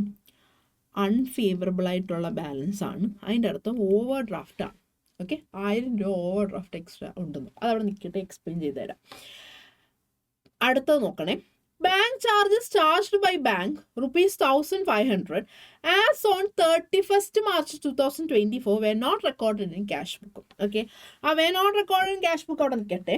ഓക്കെ, ഇതുവരെയുള്ളതിൻ്റെ അർത്ഥം ഞാൻ പറഞ്ഞുതരാം. ഓക്കെ, ശ്രദ്ധിച്ചോണേ. ഇവിടെ ഉദ്ദേശിക്കുന്നത് എത്രയേ ഉള്ളൂ, നമുക്ക് ഓക്കെ ബാങ്ക് ചാർജസ് ഇവർ 1500 രൂപ എടുത്തു. ഓക്കെ, 1500 രൂപ ബാങ്ക് ചാർജസ് എടുത്തു. ഓക്കെ, ബാങ്ക് എടുത്തു, bank charge not recording cash book അവിടെ നിൽക്കട്ടെ. നമ്മൾ പാസ്ബുക്കിൻ്റെ സൈഡിൽ നമ്മൾ ആലോചിച്ചിട്ട് പറയുമോ. ഓക്കെ, 1500 രൂപയാണ് ബാങ്ക് ചാർജസ് ആയിട്ട് അവർ പിടിച്ചത്. ഓക്കെ, പക്ഷെ ക്വസ്റ്റ്യൻ സ്റ്റാർട്ടിങ്ങിൽ പറയുന്നുണ്ട് ഓക്കെ ഓവർ ഡ്രാഫ്റ്റ് എന്നുള്ള രീതിയിൽ എത്ര രൂപയാണ് കിടക്കുന്നത്, 1000 രൂപ. ഓക്കെ, ബാങ്ക് ചാർജസ് ആയിട്ട് 1500 അവർ പിടിച്ചേക്കുന്നത്. ഓക്കെ, അപ്പം ആ 1500 പിടിച്ചതിന് ശേഷം പിന്നെ ഓവർ ഡ്രാഫ്റ്റ് എന്നുള്ള രീതിയിൽ കിടക്കുന്നത് 1000 ആണ്. ഓക്കെ, അതിൻ്റെ അർത്ഥം എന്തോ ഉദ്ദേശിക്കുന്നതെന്നറിയോ, അർത്ഥം പറയുവാണേ, നമ്മുടെ അക്കൗണ്ടിൽ 500 രൂപ ഉണ്ട്. ഓക്കെ, നമ്മുടെ അക്കൗണ്ട് ഞാൻ നേരത്തെ പറഞ്ഞ എക്സാമ്പിൾ പോലെ തന്നെ 500 രൂപയായിരുന്നു നമ്മുടെ അക്കൗണ്ടിലുള്ളത്. ഓക്കെ, നമ്മുടെ അക്കൗണ്ടിൽ 500 രൂപ ഉണ്ടായിരുന്നു. പക്ഷെ 1500 രൂപയാണ് ബാങ്ക് ചാർജസ് ആയിട്ട് പിടിച്ചത്. 500 രൂപയുള്ള അക്കൗണ്ടിൽ. ഓക്കെ, പക്ഷെ ബാങ്ക് ചാർജസ് ആയിട്ട് പിടിച്ചേക്കുന്ന എത്ര രൂപയാണ് ബാങ്ക് ചാർജസ് ആയിട്ട് പിടിച്ചേക്കുന്നത്, 1500 ആണ്. അതിൻ്റെ അർത്ഥം എന്ന് പറഞ്ഞാൽ 1000 രൂപ നമ്മുടെ അക്കൗണ്ടിൽ ഇല്ല. ഓക്കെ, 1500 ആണ് ബാങ്ക് ചാർജസ് പിടിച്ചേക്കുന്നത്. അല്ല, 500 രൂപ നമ്മുടെ അക്കൗണ്ടിലുണ്ട്, കുഴപ്പമില്ല. പക്ഷെ 1000 രൂപ നമ്മുടെ അക്കൗണ്ടിലില്ല. ഓക്കെ, അപ്പോൾ ആ 1000 രൂപ അക്കൗണ്ടിൽ ഇല്ലാത്ത 1000 രൂപ ബാങ്ക് തരാമെന്ന് പറഞ്ഞു. അതാണ് ബാങ്ക് ഓവർ ഡ്രാഫ്റ്റ് എന്നുള്ള രീതിയിൽ 1000 രൂപ കൊടുത്തേക്കുന്നതെന്ന് നമുക്ക് സ്റ്റാർട്ടിങ് ക്വസ്റ്റ്യൻ തന്നേക്കുന്നത്. ക്ലിയർ ആയോ? ഇവിടെ പറഞ്ഞിട്ടുണ്ട് നമുക്ക് ഓവർ ഡ്രാഫ്റ്റ് ആയിട്ട് 1000 രൂപയാണ് ബാങ്ക് തന്നേക്കുന്നത്. അതാണ് ആദ്യം കൊടുത്തേക്കുന്നത്. ഡെബിറ്റ് ബാലൻസ് എന്ന് പറയുമ്പോൾ, പാസ്ബുക്കിൻ്റെ ഡെബിറ്റ് ബാലൻസ് എന്ന് പറയുമ്പോൾ അത് ഓവർ ഡ്രാഫ്റ്റ് ആണ്. അപ്പോൾ ഓവർ ഡ്രാഫ്റ്റ് ആയിട്ട് 1000 രൂപ എന്ന് പറയുമ്പോൾ എന്താണ്, 1000 രൂപ എക്സ്ട്രാ ആയിട്ട് ബാങ്ക് നമുക്ക് തന്നു. ഓക്കെ, അതാണ് ഓവർ ഡ്രാഫ്റ്റ് എന്നുള്ള രീതിയിൽ. ആൻഡ് അതേപോലെ അവർ പറയുന്നുണ്ട് അത് എന്തുകൊണ്ടാണ് ഇങ്ങനെ ഓവർ ഡ്രാഫ്റ്റ് ആയതിൻ്റെ റീസൺ ആണ് ഇവിടെ പറയുന്നത്, ബാങ്ക് ചാർജസ് 1500 രൂപ പിടിച്ചു എന്നാണ്. ഓക്കെ, അപ്പം 1500 രൂപ പിടിച്ചതിൽ 500 രൂപ നമ്മുടെ അക്കൗണ്ടിലുണ്ട്. അത് നമുക്ക് മനസ്സിലാക്കേണ്ട കാര്യമാണ്. കാരണം ഓവർ ഡ്രാഫ്റ്റ് ആയിട്ട് 1000 വന്നിട്ടുള്ളൂ. ഒന്നുമില്ലായിരുന്നെങ്കിൽ ഇപ്പം ബാങ്ക് ചാർജസ് 1500 എന്ന് പറയുമ്പോൾ ഓവർ ഡ്രാഫ്റ്റ് ആയിട്ട് 1500 തന്നെ ഇല്ലാത്ത ഇതിൽ നിന്ന് ബാങ്ക് പിടിച്ചേനെ. പക്ഷെ 1000 രൂപയെ ഓവർ ഡ്രാഫ്റ്റ് ആയിട്ട് വന്നിട്ടുള്ളൂ. അതിൻ്റെ അർത്ഥം എന്താണ്, നമ്മുടെ അക്കൗണ്ടിൽ 500 രൂപ ഉണ്ട്. ഓക്കെ, 500 രൂപ ഉണ്ടെന്നുള്ളതാണ് പറയുന്നത്. അതിൽ 1000 രൂപ എക്സ്ട്രാ, 1500 ആണ് വരുന്നത്, 1000 രൂപ എക്സ്ട്രാ ബാങ്ക് ഇട്ടിട്ട് കൊടുത്തു. ഇതാണ് ഇത്രയും ഈ ഒരു ക്വസ്റ്റ്യനിൽ കൊടുത്തേക്കുന്നതിൻ്റെ അർത്ഥം. ഓക്കെ, സിമ്പിളാണ്. ഞാൻ പറഞ്ഞ പോലെ നമ്മൾ ഡയറക്റ്റായിട്ടല്ല അവർ ചോദിച്ചേക്കുന്നത്, പക്ഷേ ഒരു ബേസിക് ഐഡിയ വെച്ചിട്ട് ചെയ്യാമെന്നുള്ളതാണ്. ഓക്കെ, അടുത്ത് നമുക്ക് നോക്കാം. When not record in cash book, 1500 രൂപ ബാങ്ക് ചാർജ് പിടിച്ചത് ക്യാഷ് ബുക്കിൽ റെക്കോർഡ് ചെയ്തിട്ടില്ല എന്നാണ് പറയുന്നത്. ഓക്കെ, ഇനി the balance shown in the cash book, അല്ലെ ക്യാഷ് ബുക്ക് ബാങ്ക് കോളത്തിൽ as on 31st March 2024 will be. അപ്പം പാസ്ബുക്കിൻ്റെ ബാലൻസ് നമുക്ക് കൊടുത്തിട്ടുണ്ട്. എന്താണ്, 1000 രൂപയാണ്. 1500 രൂപ ബാങ്ക് ചാർജസ് പിടിച്ചതിന് ശേഷം 500 രൂപ നമ്മുടെ അക്കൗണ്ടിലുണ്ടായിരുന്നു. അപ്പോൾ 500 രൂപയും പിടിച്ച് 1000 രൂപ ഓവർ ഡ്രാഫ്റ്റ് ആയിട്ടും പിടിച്ചു. അപ്പോൾ ലാസ്റ്റ് പാസ്ബുക്കിൽ ഓവർ ഡ്രാഫ്റ്റ് എന്നുള്ള രീതിയിൽ 1000 കൊടുത്തിട്ടുണ്ട്. പക്ഷെ ഇവിടെ എടുത്ത് പറയുന്നുണ്ട് ബാങ്ക് ചാർജസ് ക്യാഷ് ബുക്കിൽ റെക്കോർഡ് ചെയ്തിട്ടില്ല. ഓക്കെ, റെക്കോർഡ് ചെയ്തിട്ടില്ല. 1500 രൂപ പിടിച്ചത് റെക്കോർഡ് ചെയ്തിട്ടില്ല. അതിൻ്റെ അർത്ഥം എന്താണ്, നമ്മുടെ അക്കൗണ്ടിൽ നേരത്തെ പറഞ്ഞ പോലെ 500 രൂപ കിടപ്പുണ്ടായിരുന്നു. ഓക്കെ, 1000 രൂപയും കൂടെ എക്സ്ട്രാ ഓവർ ഡ്രാഫ്റ്റ് ഇട്ടിട്ടാണ് 1500 എന്നുള്ള രീതിയിൽ ബാങ്ക് നമ്മുടെ കയ്യിൽ നിന്ന് ബാങ്ക് ചാർജസ് പിടിച്ചുകൊണ്ട് പോയത്. ഓക്കെ, പക്ഷേ ഈ 1500 രൂപ പിടിച്ചുകൊണ്ട് പോയേക്കുന്നത് ക്യാഷ് ബുക്കിൽ കാണിച്ചിട്ടില്ല. അതിൻ്റെ അർത്ഥം എന്താണ്, ക്യാഷ് ബുക്കിൻ്റെ ബാലൻസ് എന്തുമായിരിക്കും കാണിക്കുന്നത്, ആ 500 നമ്മുടെ ഓൾറെഡി ഉള്ള 500 രൂപ ഉള്ളതായിട്ടായിരിക്കും ക്യാഷ് ബുക്കിൽ, പൈസ ഉള്ളതായിട്ടായിരിക്കും ക്യാഷ് ബുക്കിൽ കാണിച്ചേക്കുന്നത്. അപ്പോൾ പൈസ ഉള്ളതായിട്ട് ക്യാഷ് ബുക്കിൽ കാണിക്കണം എന്നുണ്ടെങ്കിൽ എന്തായിരിക്കും വരുന്നത്, 500 ഡെബിറ്റ്. ക്ലിയർ ആണോ? ഓക്കെ ആണോ? മനസ്സിലായല്ലോ? 1500 രൂപ നമ്മുടെ അക്കൗണ്ടിൽ 500 രൂപ ഉണ്ട്. ഓക്കെ, 1500 എന്നുള്ള രീതിയിൽ കൂടുതൽ പൈസ അവരെന്തോ ചെയ്തു, ബാങ്ക് ചാർജസ് എന്നും പറഞ്ഞ് പിടിച്ചു. അപ്പോൾ ഓൾറെഡി 500 രൂപ ഉണ്ട്, കുഴപ്പമില്ല. പക്ഷേ 1000 രൂപ ഓവർ ഡ്രാഫ്റ്റ് ആയിട്ട് വന്നു, അതാണ് അവിടെ കൊടുത്തേക്കുന്നത്. പക്ഷേ ഈ 1500 രൂപ ബാങ്ക് ചാർജസ് ആയിട്ട് പിടിച്ച കാര്യം ക്യാഷ് ബുക്ക് അറിഞ്ഞിട്ടില്ല. അപ്പോൾ ക്യാഷ് ബുക്ക് അറിഞ്ഞിട്ടില്ല എന്ന് പറഞ്ഞാൽ, അല്ലെങ്കിൽ ക്യാഷ് ബുക്ക് റെക്കോർഡ് ചെയ്തിട്ടില്ല എന്ന് പറഞ്ഞാൽ, നമ്മുടെ ആ സേവിങ്സ് ആയിട്ട് കിടക്കുന്ന 500 രൂപ അവിടെ തന്നെ ക്യാഷ് ബുക്കിൽ നമ്മൾ കാണിച്ചേക്കുവാണ്. അപ്പോൾ ക്യാഷ് ബുക്കിൽ 500 രൂപ ഉണ്ടെന്നുള്ള രീതിയിൽ കാണിക്കണമെങ്കിൽ അതെങ്ങനെയായിരിക്കും നമ്മൾ കാണിക്കുന്നത്? ഡെബിറ്റ് സൈഡിൽ നമ്മുടെ കയ്യിൽ ക്യാഷ് ഉണ്ടെന്നും പറഞ്ഞ് നമ്മൾ കാണിക്കും 500 രൂപ.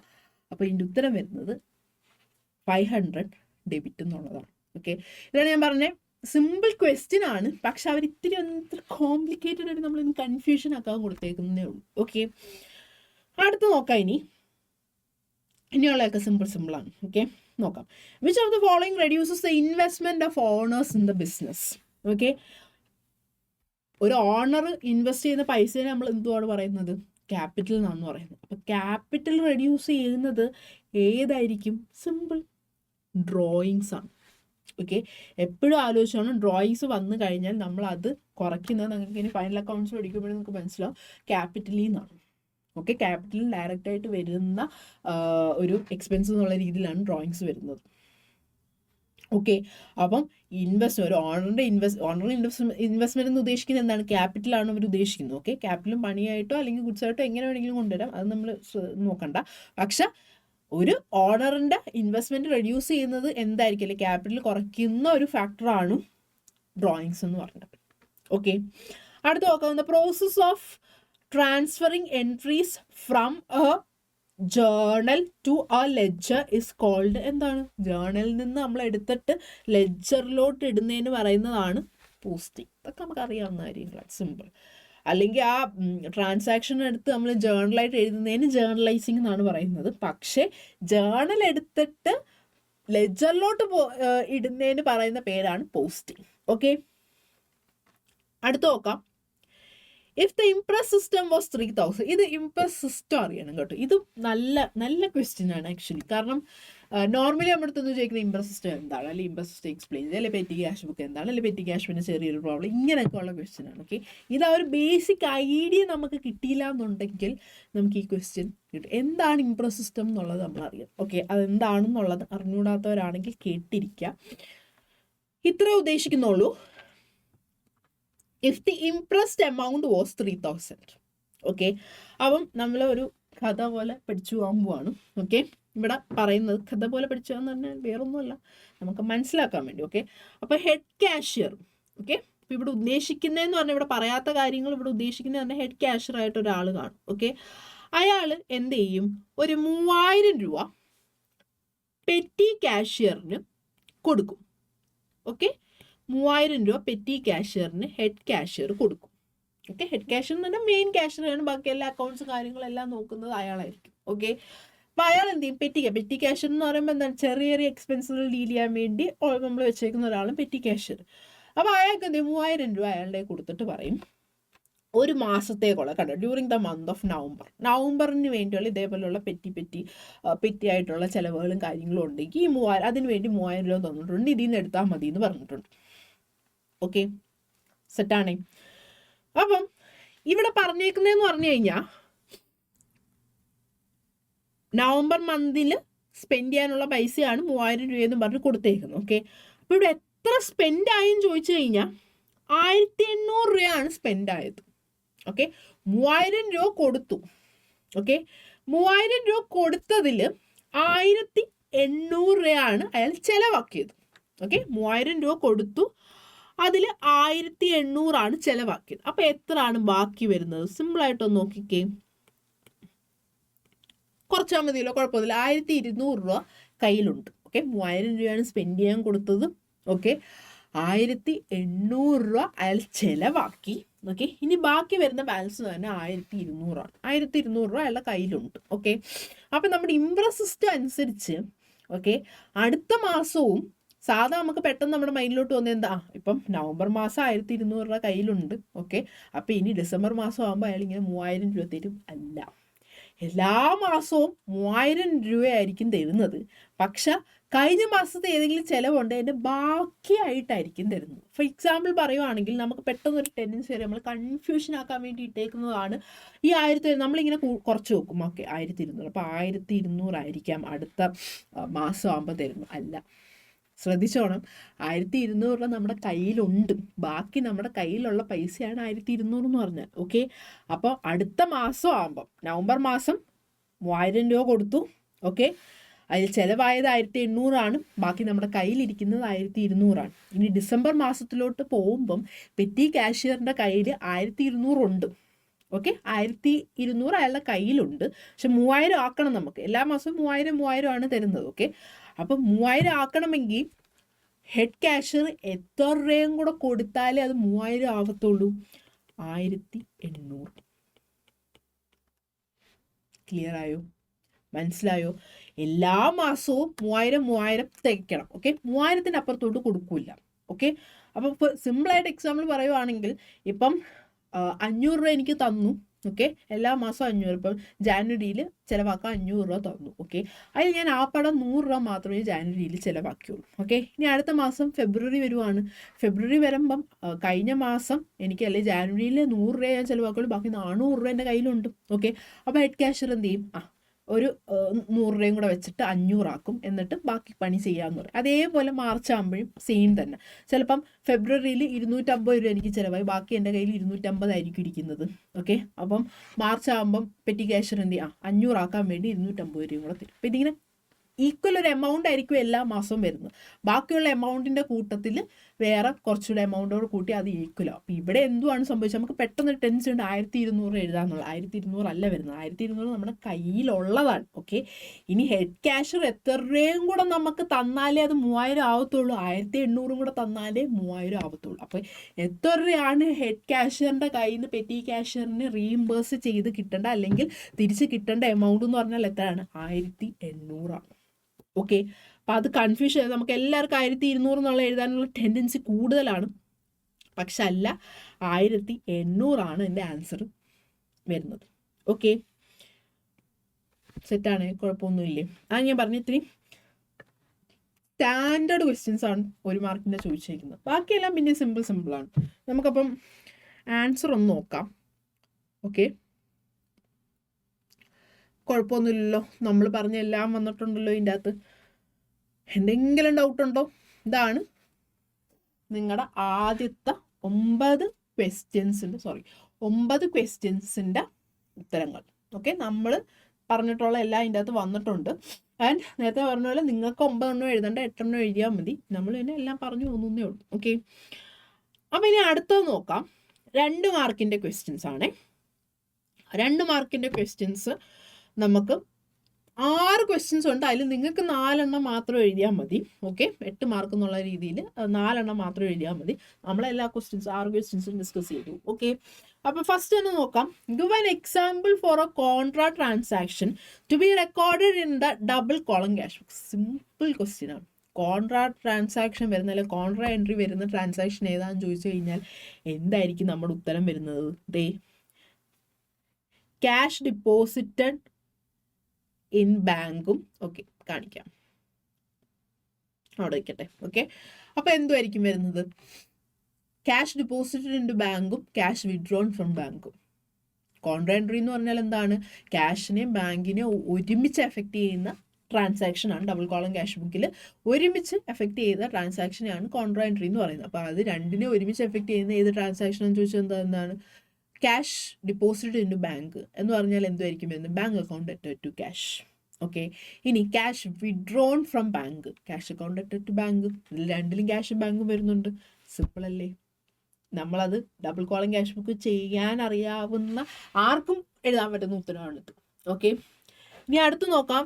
Write a short note on debit not and credit note. Okay, അപ്പം ഡെബിറ്റ് നോട്ടും ക്രെഡിറ്റ് നോട്ടും നമുക്ക് എന്താണെന്ന് ചോദിച്ചു കഴിഞ്ഞാൽ എന്താണ് വരുന്നത്? സിമ്പിളായിട്ട് പറഞ്ഞു കഴിഞ്ഞാൽ ഡെബിറ്റ് നോട്ട് എന്താണെന്ന് ചോദിച്ചു കഴിഞ്ഞാൽ ഇത്രയേ ഉള്ളൂ. ഡെബിറ്റ് നോട്ട് എന്താണ്? നമ്മൾ എന്തെങ്കിലും സാധനം വാങ്ങിച്ചു. ഓക്കെ, നമ്മൾ എന്തെങ്കിലും സാധനം വാങ്ങിച്ചിട്ട് ഓക്കെ, ആലോചിച്ചോണം. നമ്മൾ എന്തെങ്കിലും സാധനം വാങ്ങിച്ചതിന് ശേഷം അതിന് എന്തെങ്കിലും ഡിഫോൾട്ടോ കാര്യങ്ങളോ വന്നു കഴിഞ്ഞാൽ നമ്മളത് തിരിച്ചയക്കുവാണ്. ഓക്കെ, നമ്മൾ തിരിച്ചയച്ച് ആരുടെ നിന്നാണോ വാങ്ങിച്ചത് അവർക്ക് തിരിച്ചയക്കുവാണ്. ഇത് ഡിഫോൾട്ട് ഉണ്ട്, ഞങ്ങൾ തിരിച്ചയക്കുവാന്നും പറഞ്ഞ് അങ്ങനെ അയക്കുന്നത് പർച്ചേസ് റിട്ടേൺ ആണ്. ഓക്കെ, അപ്പോൾ പർച്ചേസ് റിട്ടേണുമായിട്ട് ബന്ധപ്പെട്ട് നമ്മൾ പ്രിപ്പയർ ചെയ്യുന്ന ഒരു നോട്ടാണ് ഡെബിറ്റ് നോട്ട് എന്ന് പറഞ്ഞാൽ. ഓക്കെ, ശ്രദ്ധിച്ചോണം. ഇപ്പോൾ ഡെബിറ്റ് നോട്ട് എന്ന് പറഞ്ഞാൽ source document of purchase return. It is prepared by the buyer at the time of purchase return, which indicates that supplier's account is debited to the extent of value of goods return. അതൊരു എന്തൊക്കെയോ കൊടുത്തിട്ടുണ്ട്, നമ്മൾ main ചെയ്യണം. നമുക്ക് മനസ്സിലാവേണ്ട കാര്യം ഇത്രയേ ഉള്ളൂ. എന്താണ് എൻ്റെ അത് വരുന്നത്? ഡെബിറ്റ് നോട്ട് എന്ന് പറഞ്ഞാൽ എന്താണ്? പർച്ചേസ് റിട്ടേണുമായിട്ട് ബന്ധപ്പെട്ട് നമ്മൾ പ്രിപ്പയർ ചെയ്യുന്നതാണ്. ഓക്കെ, ഇനി അതെന്തിനാണ് പ്രിപ്പയർ ചെയ്യുന്നത്? എന്തെങ്കിലും ഡിഫോൾട്ടോ കാര്യങ്ങളോ കാരണം കൊണ്ട് നമ്മളത് തിരിച്ചയക്കുമ്പോൾ നമ്മൾ പ്രിപ്പയർ ചെയ്യുന്ന ഡോക്യുമെൻ്റ് ആണ് ഡെബിറ്റ് നോട്ട് എന്ന് പറഞ്ഞാൽ. ഓക്കെ, ഇനി ക്രെഡിറ്റ് നോട്ട് എന്ന് പറഞ്ഞാൽ എന്താണ്? നമുക്ക് ഇങ്ങോട്ട് കിട്ടുന്ന സാധനമാണ് ബിസിനസ് മെൻ എന്നുള്ള രീതിയിൽ. കാരണം എന്താണ്? നമ്മുടെ കയ്യിൽ നിന്ന് ആരും സാധനം വാങ്ങിച്ചുകൊണ്ട് പോയി. ഓക്കെ, സാധനം വാങ്ങിച്ചുകൊണ്ട് പോയിട്ട് അതിനെന്തോ ഡിഫോൾട്ടോ കാര്യങ്ങളോ ഉണ്ടായിരുന്നു. അപ്പോൾ അവരത് ആ സാധനം നമുക്ക് ഇങ്ങോട്ട് തിരിച്ചയക്കുവാണ്. ഓക്കെ, അപ്പം സെയിൽസ് റിട്ടേണുമായിട്ട് നമ്മൾ സെല്ല് ചെയ്ത കാര്യം നമുക്ക് റിട്ടേൺ വരുമ്പോൾ അതുമായിട്ട് ബന്ധപ്പെട്ട് വരുന്ന സോഴ്സ് ഡോക്യുമെൻ്റ് ആണ് എന്താണ് ഏതെന്ന് പറയുന്നത്? ക്രെഡിറ്റ് നോട്ട് എന്ന് പറയുന്നത്. ഓക്കെ, അത് 2 മാർക്കിൻ്റെ ക്വസ്റ്റ്യൻ സിമ്പിളായിട്ട് നമുക്ക് എഴുതാവുന്നേ ഉള്ളൂ, എന്താ സംഭവം എന്നുള്ളത്. ഓക്കെ, ക്ലിയർ ആണ്. അപ്പം മറ്റടുത്ത് വരുമ്പോൾ ഡെബിറ്റ് ചെയ്യുന്നതും ക്രെഡിറ്റ് ചെയ്യുന്നതും ഇപ്പം ഇവിടെ ഈ പറഞ്ഞ പോലെ തന്നെ നമ്മൾ അതിൻ്റെ അകത്ത് കൊടുത്തേക്കും. എന്താണിപ്പം ഡെബിറ്റ് നോട്ടുമായിട്ട് ബന്ധപ്പെട്ട് വരുമ്പോൾ നമ്മൾ പറയും ആരുടെ കയ്യിൽ നിന്നാണോ നമ്മൾ വാങ്ങിച്ചാൽ സപ്ലയറിൻ്റെ അക്കൗണ്ട് നമ്മൾ ഡെബിറ്റ് ചെയ്തു എന്നും പറഞ്ഞ് ഉള്ള പ്രിപ്പയർ ചെയ്യുന്ന നോട്ടാണിത്. അതേപോലെ മറ്റേത് വരുമ്പോൾ എന്തുവാണ് ഉദ്ദേശിക്കുന്നത്? നമ്മുടെ അക്കൗണ്ട് ക്രെഡിറ്റ് ചെയ്തു എന്നും പറഞ്ഞുള്ള രീതിയിൽ. അത് കൺഫ്യൂഷൻ ആക്കണ്ട, ഇത്ര മാത്രം പഠിച്ചു വെക്കുക. അതെന്താണ്, എന്തുമായിട്ട് ബേസ് ചെയ്തിട്ടാണ്? ഡെബിറ്റ് നോട്ട് എന്ന് പറയുമ്പോൾ പർച്ചേസ് റിട്ടേൺ ആണ്, ക്രെഡിറ്റ് നോട്ട് എന്ന് പറഞ്ഞാൽ സെയിൽസ് റിട്ടേണുമായിട്ട് ബന്ധപ്പെട്ടാണ്. ഓക്കെ, അടുത്ത് നോക്കാം. Identify the qualitative characteristics of accounting information highlighted in the following statement. Okay, ഇത് ഒത്തിരി വെറൈറ്റി ആയിട്ടാണ് കൊടുത്തേക്കുന്നത് കേട്ടോ, നല്ല വെറൈറ്റി ആയിട്ടാണ് കൊടുത്തേക്കുന്നത്. നോർമലി നമ്മുടെ അടുത്ത് എന്താ ചെയ്യുന്നത്? ക്വാളിറ്റേറ്റീവ് ക്യാരക്ടറിസ്റ്റിക്സ് എഴുതുക എന്നുള്ള രീതിയിൽ 2 സെലക്ട് ചെയ്ത് എഴുതുക എന്നുള്ള രീതിയിലാണ് കൊടുത്തേക്കുന്നത്. ഇവിടെ പക്ഷേ ആ 2 ക്വാളിറ്റേറ്റീവ് ഫീച്ചേഴ്സിൻ്റെ എക്സ്പ്ലനേഷൻ കൊടുത്തിട്ട് അത് ഏത് ക്വാളിറ്റേറ്റീവ് ഫീച്ചറാണെന്ന് കണ്ടുപിടിക്കുക എന്നുള്ളതാണ് കേട്ടോ. അത് ഞാൻ പറഞ്ഞു, ഇത്തിരി നല്ല സ്റ്റാൻഡേർഡ് ക്വസ്റ്റ്യൻസ് ആണ് ചോദിച്ചിരുന്നത്, ഡയറക്റ്റായിട്ട് അങ്ങനെ ചോദിച്ചിട്ടില്ല. അപ്പോൾ നമുക്ക് നോക്കാം എന്തുവാണ്. Accounting information should be free from error and bias. അത് ഉദ്ദേശിക്കുന്നത് എന്താണ്? യെസ്, ഇവിടെ മുകളിൽ കാണുന്ന പോലെ തന്നെ റിലയബിലിറ്റി. ഓക്കെ, അടുത്ത് നോക്കുക. Accounting information must be available in time എന്ന് പറഞ്ഞാൽ എന്താണ്? റെലവൻസ്. ഓക്കെ, ഇത് നമ്മൾ 4 ക്വാളിറ്റേറ്റീവ് ഫീച്ചേഴ്സ് പഠിക്കുന്നുണ്ട്, ക്യാരക്ടറിസ്റ്റിക്സ് പഠിക്കുന്നുണ്ട്. അതിൽ വരുന്ന ഇമ്പോർട്ടൻ്റ് ആയിട്ടുള്ള 2 അപ്പോൾ ഇങ്ങനെയും ക്വസ്റ്റ്യൻ നമുക്ക് ചോദിക്കാം. പാറ്റേൺ ശ്രദ്ധിക്കുന്നുണ്ട്. കൂടുതലും ചോദിച്ചിട്ടുള്ളത് ക്വാളിറ്റേറ്റീവ് ക്യാരക്ടറിസ്റ്റിക്സ് എന്തൊക്കെയാണെന്ന് എഴുതാന്നുള്ള രീതിയിലാണ് കൂടുതലും ക്വസ്റ്റ്യൻസ് ചോദിച്ചിരിക്കുന്നത്. പക്ഷേ ഈ പ്രാവശ്യം അങ്ങനെ ഡയറക്റ്റായിട്ട് ചോദിച്ചിട്ടില്ല. 2 ക്വാളിറ്റേറ്റീവ് ഫീച്ചേഴ്സിൻ്റെ എക്സ്പ്ലനേഷൻ കൊടുത്തിട്ട് അത് ഏത് ഫീച്ചറാണെന്ന് കണ്ടുപിടിക്കുക എന്നുള്ള രീതിയാണ്. അപ്പോൾ അതിന് ഉത്തരം വരുന്നത് റിലയബിലിറ്റിയും റെലവൻസുമാണ്. ഓക്കെ, അടുത്ത് നോക്കാം. Explain the objectives of preparing the trial balance. Okay, trial balance prepare ചെയ്യുന്നതിൻ്റെ ഒബ്ജക്റ്റീവ്സ് എന്താണെന്നുള്ളതാണ്. ഓക്കെ, അപ്പം ഇതിൻ്റെ അകത്ത് കൊടുത്തേക്കുന്ന പോലെ ഓക്കെ വെയിറ്റ് കുറേ ഉണ്ട്. ഒരു ഒബ്ജക്റ്റീവ് നമുക്ക് നമ്മുടെ 1 മാർക്കിൻ്റെ ക്വസ്റ്റ്യനിൽ നിന്ന് തന്നെ നമുക്ക് കിട്ടും. എന്തുവാണ്? Arithmetical accuracy of the ledger accounts അറിയാൻ വേണ്ടിയാണ്. അതേപോലെ ഹെൽപ്സ് ഇൻ ലൊക്കേറ്റിംഗ് എറേഴ്സും അതേപോലെ തന്നെ പിന്നെ വരുന്നത് helps to preparation of final accounts എന്നുള്ള രീതി. ഓക്കെ, കുറേ ഉണ്ട്. അതിൽ ഇവിടെ 2 മാർക്കിൻ്റെ ക്വസ്റ്റ്യൻ ആയതുകൊണ്ട് 2 എഴുതിയാൽ മതി. ഓക്കെ, അവർ explain the objectives and specifically എടുത്ത് കൊടുത്തിട്ടുണ്ട്. എന്താണ്? 2 എഴുതിയാൽ മതി എന്നുള്ളത്. ഒരെണ്ണം ഞാൻ പറഞ്ഞ പോലെ നമുക്ക് ഓൾറെഡി ഫസ്റ്റ് ആ 1 മാർക്കിൽ നിന്ന് തന്നെ കിട്ടുന്നുണ്ട്.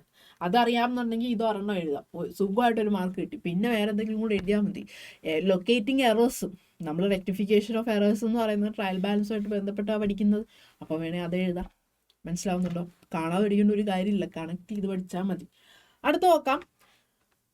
Differences between accrual basis and cash basis of accounting. Okay, accrual ബേസിസും ക്യാഷ് ബേസിസ് ഓഫ് അക്കൗണ്ടിങ് തമ്മിലുള്ള ഡിഫറൻസ് എന്തുവാണെന്നുള്ളതാണ് ചോദ്യം. ഓക്കെ, അവിടെ എന്തുവാണ് വരുന്നത്? ക്യാഷ് ബേസിസ് എന്ന് പറയുമ്പോൾ എന്താണ് വരുന്നത്? കാണാൻ പറ്റുന്നുണ്ടോ? യെസ്, റവന്യൂ എക്സ്പെൻസസും are recorded only when cash is received or paid. Okay, whereas accrual basis revenue and expense are recorded when they are earned or incurred regardless of cash received or paid. Okay, cash basis ഉദ്ദേശിക്കുന്നത് എന്താണ്? നമുക്ക് പൈസ കിട്ടുമ്പം മാത്രമേ നമ്മൾ revenue ആണെങ്കിലും expense ആണെങ്കിലും okay നമ്മൾ എക്സ്പെൻസ് നമ്മുടെ കയ്യിൽ നിന്ന് പൈസ പോയാൽ മാത്രമേ അല്ലെ കയ്യിൽ പൈസ കിട്ടിയാൽ മാത്രമേ നമ്മൾ റെക്കോർഡ് ചെയ്യത്തുള്ളൂ. ഓക്കെ, പക്ഷെ അക്രൂവൽ ബേസിസ് എന്ന് പറഞ്ഞാൽ എന്താണ്? നമുക്ക് കയ്യിൽ പൈസ കിട്ടിയാലേ കയ്യിൽ നിന്ന് പൈസ പോകണം എന്നുള്ള എക്സാക്ട്ലി ഇല്ല. ചിലപ്പം ഫോർ എക്സാമ്പിൾ പറയുവാണെങ്കിൽ എന്താണ്, നമ്മൾ കടത്തിനൊരു സാധനം വാങ്ങിച്ചു. ഓക്കെ, കടത്തിന് നമ്മൾ സാധനം വാങ്ങിക്കുമ്പം ആക്ച്വലി നമ്മുടെ കയ്യിൽ നിന്ന് അത് പോകുന്നുണ്ടോ? ഇല്ല. പക്ഷെ നമ്മളെന്താണ് അത് അപ്പോഴേ റെക്കോർഡ് ചെയ്ത് വെക്കും. എന്താണ്, നമുക്ക് ഇത്ര രൂപ കടമുണ്ടെന്നുള്ള രീതിയിൽ പറഞ്ഞ് നമ്മൾ എഴുതി വെക്കും, അല്ലെങ്കിൽ നമ്മൾ റെക്കോർഡ് ചെയ്ത് വെക്കില്ലേ. അപ്പോൾ അതാണ് അക്രൂവൽ ബേസ് എന്ന് പറഞ്ഞത്. അത് ഏൺ ആയിട്ടുണ്ടോ അല്ലെങ്കിൽ ഇൻക്വയർ ആയിട്ടുണ്ടോ, അത് എക്സ്പെൻസ് ആയിക്കോട്ടെ കിട്ടാനുള്ള ആയിക്കോട്ടെ, നമ്മൾ സെയിൽസ് നടത്തി ഓക്കെ, ഒരു മാസം കഴിഞ്ഞിട്ട് അയാൾ പൈസ എടുത്തോളൂ എന്ന് പറഞ്ഞു, അത് നമ്മൾ റെക്കോർഡ് ചെയ്ത് വെക്കുന്നുണ്ട് അല്ലേ. അപ്പം ക്യാഷ് ബേസ് എന്ന് പറഞ്ഞാൽ പൈസ കിട്ടിയിട്ട് മാത്രമേ കിട്ടിയിട്ടുണ്ട്, പൈസ ഇങ്ങനെ ഒരു ട്രാൻസാക്ഷൻ നടന്നു എന്ന് പറഞ്ഞ് ചെയ്യത്തുള്ളൂ. പക്ഷെ അക്രൂവൽ ബേസിൽ എന്താണ്, ഇനി കിട്ടാനുള്ളയാണെങ്കിലും അല്ലെങ്കിൽ നമുക്ക് ചിലവാക്കാനുള്ളയാണെങ്കിലും നമ്മളത് ഇതായിട്ടുണ്ട്, അത് ഇൻക്വയർഡ് ആയിട്ടുണ്ട്, അല്ലെങ്കിൽ എന്താണ് നമുക്ക് കിട്ടാനുണ്ട് എന്നുള്ള രീതിയിൽ നിന്ന് പറഞ്ഞു കഴിഞ്ഞു. അതാണ് അക്രൂവൽ ബേസിസും ക്യാഷ് ബേസിസും തമ്മിലുള്ള വ്യത്യാസം. ഓക്കെ, അടുത്ത് നോക്കാം.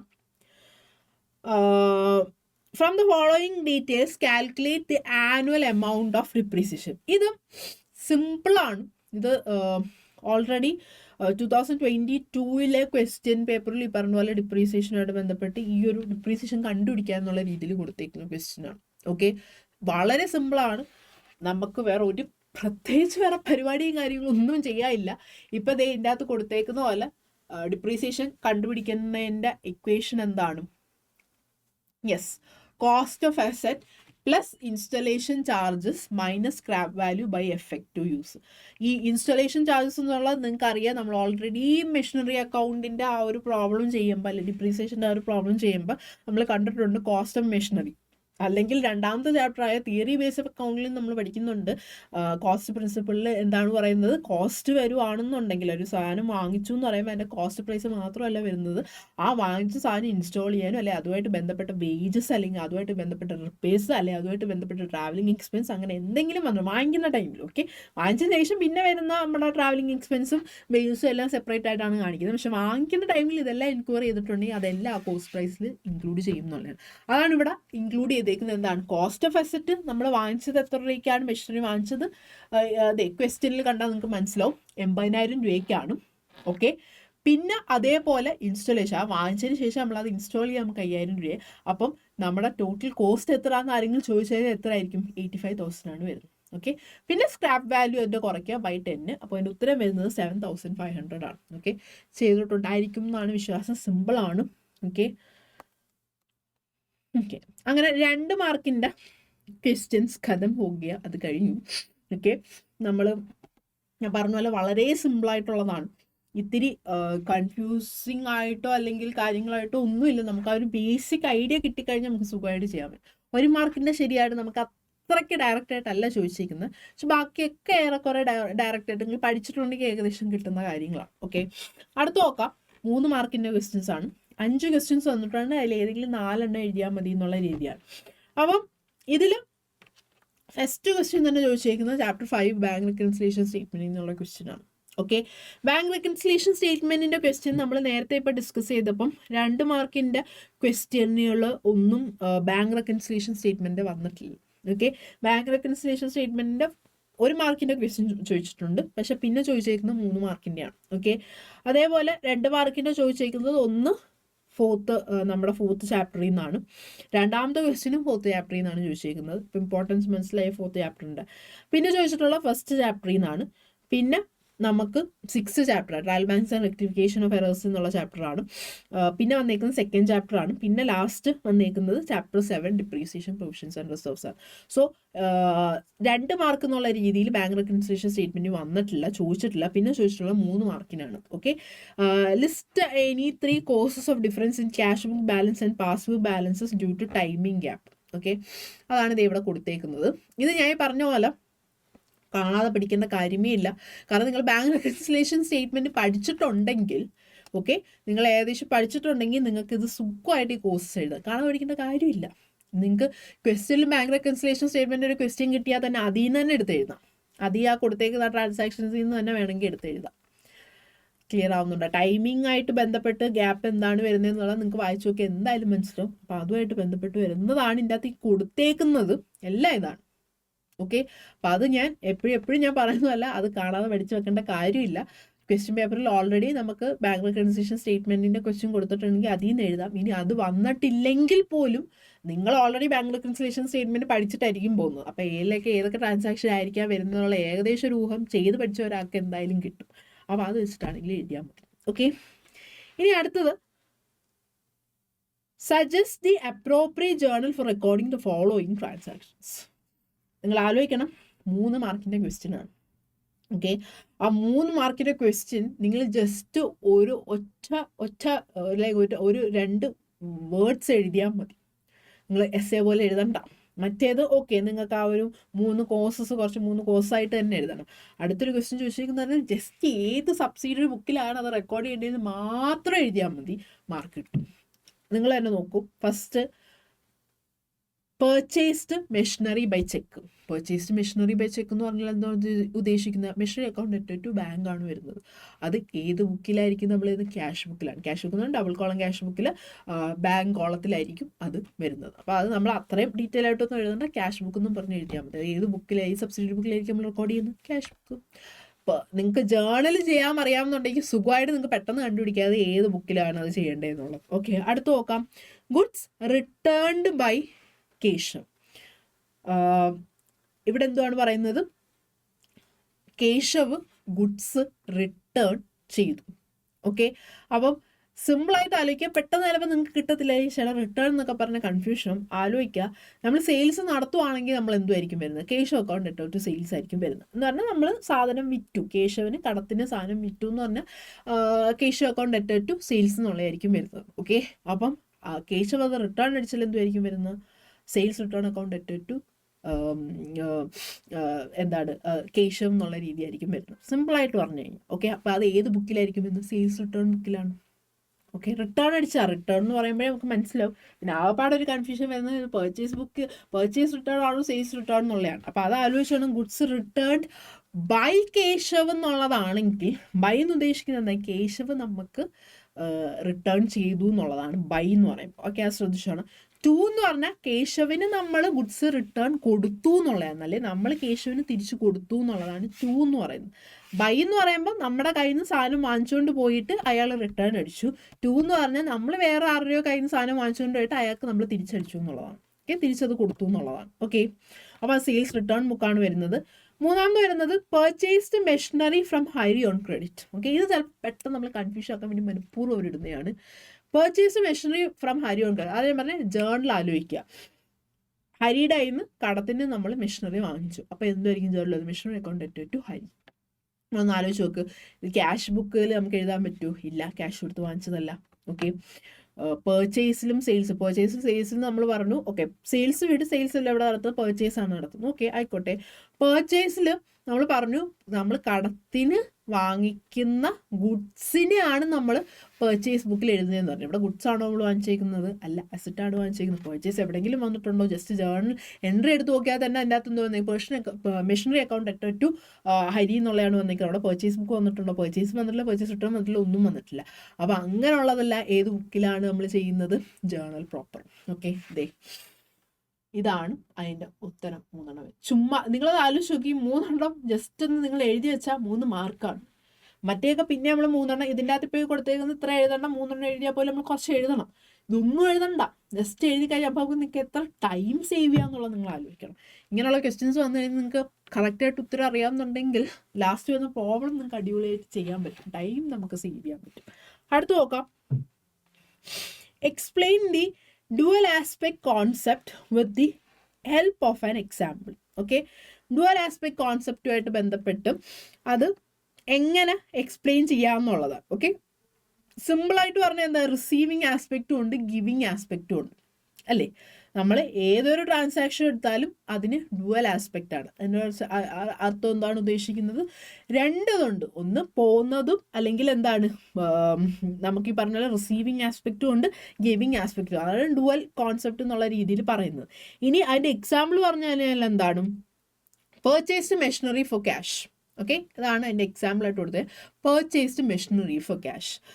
മെഷീനറി നമ്മൾ ക്യാഷ് കൊടുത്ത് വാങ്ങിച്ചു. ഓക്കെ, അപ്പോൾ ഇവിടെ എന്തൊക്കെ ആസ്പെക്റ്റ് ആണുള്ളത്? 2 ആസ്പെക്ട്സ് ഉണ്ട്. മെഷീനറി ഉണ്ട്, ക്യാഷും ഉണ്ട്. Okay, machinery is the receiving aspect. അതെന്തുകൊണ്ടാണ്? മെഷീനറി നമ്മൾ വാങ്ങിച്ചതാണ്, നമുക്ക് കിട്ടിയതാണ്. ഓക്കെ, അതാണ് റിസീവിങ് ആസ്പെക്ട് എന്ന് പറഞ്ഞാൽ. ക്യാഷ് എന്ന് പറഞ്ഞാൽ എന്താണ്? നമ്മുടെ കയ്യിൽ നിന്ന് പോവുകയാണ്. ഓക്കെ, ക്യാഷ് കൊടുത്തിട്ടാണല്ലോ മെഷീനറി വരുന്നത്. അപ്പോൾ ഇവിടെ നിന്ന് ക്യാഷാണ് പോകുന്നത്, മെഷീനറി വരുന്നു. ഓക്കെ, അപ്പം ക്യാഷ് പോകുന്നു അല്ലെങ്കിൽ ക്യാഷ് പോകുന്നു അല്ലെങ്കിൽ ഗിവിങ് ആസ്പെക്റ്റ് ആണ്, മെഷീനറി വരുന്നു അല്ലെങ്കിൽ റിസീവിങ് ആസ്പെക്റ്റ് ആണ്. ഓക്കെ, അതാണ് ഡുവൽ ആസ്പെക്ട് കോൺസെപ്റ്റ് എക്സാമ്പിൾ എന്നുള്ള രീതിയിൽ പറഞ്ഞേക്കുന്നത്. അടുത്തത് റിസർവും പ്രൊവിഷനും തമ്മിലുള്ള ഡിഫറൻസ്.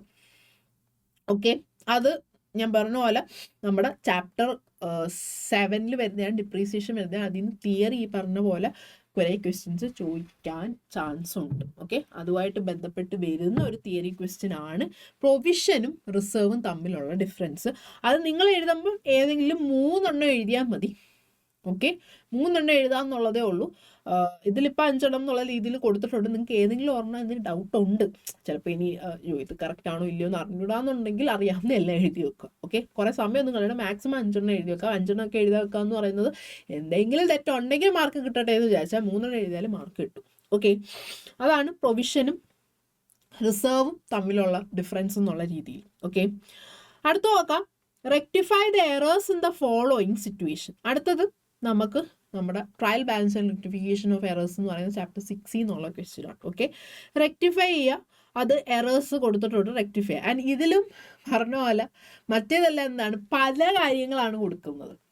ഓക്കെ, പല കാര്യങ്ങൾ കൊടുത്തിട്ട് നമ്മൾ റെക്ടിഫൈ ചെയ്യാന്നുള്ള രീതി. പക്ഷെ ഇതിൽ ഒറ്റൊരു സാധനം കൊടുത്തിട്ട് അതിൽ തന്നെ വരുന്ന പല പല മിസ്റ്റേക്ക്. ഇപ്പോൾ ഇതിൻ്റെ അകത്ത് കൊടുത്തേക്കുന്നുണ്ട് ക്രെഡിറ്റ് സെയിൽസ് ടു ജഗന് നമ്മൾ ക്രെഡിറ്റ് സെയിൽസ് നടത്തി അല്ലെങ്കിൽ കടത്തിന് സാധനങ്ങൾ വിറ്റു. അപ്പോൾ അതുമായിട്ട് ബന്ധപ്പെട്ട് 3 രീതിയിൽ വന്നു കഴിഞ്ഞാൽ 3 രീതിയിലുള്ള എറർ വന്നു കഴിഞ്ഞാൽ എററിനെ എങ്ങനെ ട്രീറ്റ് ചെയ്യുന്നുള്ള രീതിയിലാണ് ചോദിച്ചേക്കുന്നത്. ഇത്തിരി മറ്റേത് പല പല പല പല ഇതായിരിക്കും വരുന്നത്. പക്ഷെ ഇത് ഒറ്റ ഇതിൽ കൊടുത്തിട്ട് അതിൽ വരുന്ന 3 എറേഴ്സ് എന്നുള്ള രീതിയിലാണ് കൊടുത്തേക്കുന്നത്. അപ്പം ഇത്തിരി മാറ്റങ്ങളോടാണ് ഈ പ്രാവശ്യം ക്വസ്റ്റ്യൻസ് വന്നിട്ടുള്ളത്. അപ്പം അടുത്ത പ്രാവശ്യം നമുക്ക് നമ്മുടെ പബ്ലിക് എക്സാമിനും അത് എക്സ്പെക്ട് ചെയ്യാം, മോഡൽ എക്സാമിനും ഈ രീതിയിൽ ചിലപ്പോൾ ചോദിക്കാൻ നമുക്ക് എക്സ്പെക്റ്റ് ചെയ്യാം. ഓക്കെ, അപ്പം നോക്കാം. Credit sales to Jagan. Okay, അതിനെ ബേസ് ചെയ്തിട്ടുള്ളതാണ് 3 ക്വസ്റ്റ്യൻസ് വന്നേക്കുന്നത്. Were not record in the books of accounts. അക്കൗണ്ട്സിൽ റെക്കോർഡേ ചെയ്തിട്ടില്ല എന്നുണ്ടെങ്കിൽ എന്തായിരിക്കും എന്ന് ജേർണൽ ആലോചിക്കുക. Jagan account അറ്റഡ് to sales. Okay, അതാണ് were not record in books account എന്ന് പറഞ്ഞാൽ ഒമിഷൻ ആണ്. അത് റെക്കോർഡ് ചെയ്തിട്ടില്ല, അതുകൊണ്ട് നമ്മൾ റെക്കോർഡ് ചെയ്തു. ഓക്കെ, അടുത്ത് നോക്കാം. അതാണ് ഇവിടെ കൊടുത്തേക്കുന്നത്. ഇത് കാണാൻ പറ്റുന്നുണ്ടല്ലോ, ഞാൻ മാറിക്കാം. ഓക്കെ, ഇങ്ങോട്ട് മറിയാലും കുഴപ്പമാണ്. ഓക്കെ, കാണാൻ പറ്റുന്നുണ്ടല്ലോ. Jagan account അറ്റഡ് to sales. Okay, clear ആണ്. ഇതാണ് അതിൻ്റെ ട്രാൻസാക്ഷൻ വരുന്നത്. അടുത്ത് നോക്കാം. When not posted to Jagan's account. Okay, ജഗൻ്റെ അക്കൗണ്ടിൽ പോസ്റ്റ് ചെയ്തിട്ടില്ല എന്നുള്ളതാണ്. ഓക്കെ, അപ്പം നമ്മളത് ജഗൻ്റെ അക്കൗണ്ടിൽ പോസ്റ്റ് ചെയ്തിട്ടില്ല. അപ്പം ഉദ്ദേശിക്കുന്നത് എന്താണ്, സെയിൽസ് അക്കൗണ്ടിൽ നമ്മൾ പോസ്റ്റ് ചെയ്തു. ഓക്കെ, പക്ഷെ ജഗൻസ് അക്കൗണ്ടിൽ നമ്മൾ പോസ്റ്റ് ചെയ്തിട്ടില്ല. ഓക്കെ, അങ്ങനെ വരുമ്പോൾ എന്തുമായിരിക്കും വരുന്നത്, Jagan account അറ്റഡ് to suspense account എന്നും പറഞ്ഞാണ് നമ്മൾ ചെയ്യുന്നത്. ഇത് എങ്ങനെയാണ് ചെയ്യുന്നത് എന്നുള്ളതൊക്കെ നമ്മൾ ഡീറ്റെയിൽ ആയിട്ട് ഇട്ടിട്ടുണ്ട് യൂട്യൂബിൽ. നമ്മൾ അതിലോട്ട് പോകുന്നില്ല. ജസ്റ്റ് ഇതൊക്കെയാണ് ഇതിൻ്റെ ഉത്തരം വരുന്നതെന്നുള്ളത് മാത്രമേ നമ്മൾ പറയുന്നുള്ളൂ. ഓക്കെ, അടുത്ത് നോക്കാം. വേ റെക്കോർഡഡ് ആസ് 22,000. ഓക്കെ, 20,000 ഉള്ളായിരുന്നു, പക്ഷെ അത് നമ്മൾ 22,000 എന്നുള്ള രീതിയിൽ റെക്കോർഡ് ചെയ്തു. അപ്പോൾ എങ്ങനെയാണ് വരുന്നത്, നമ്മൾ ഓൾറെഡി പഠിച്ചിട്ടുള്ളതാണ്.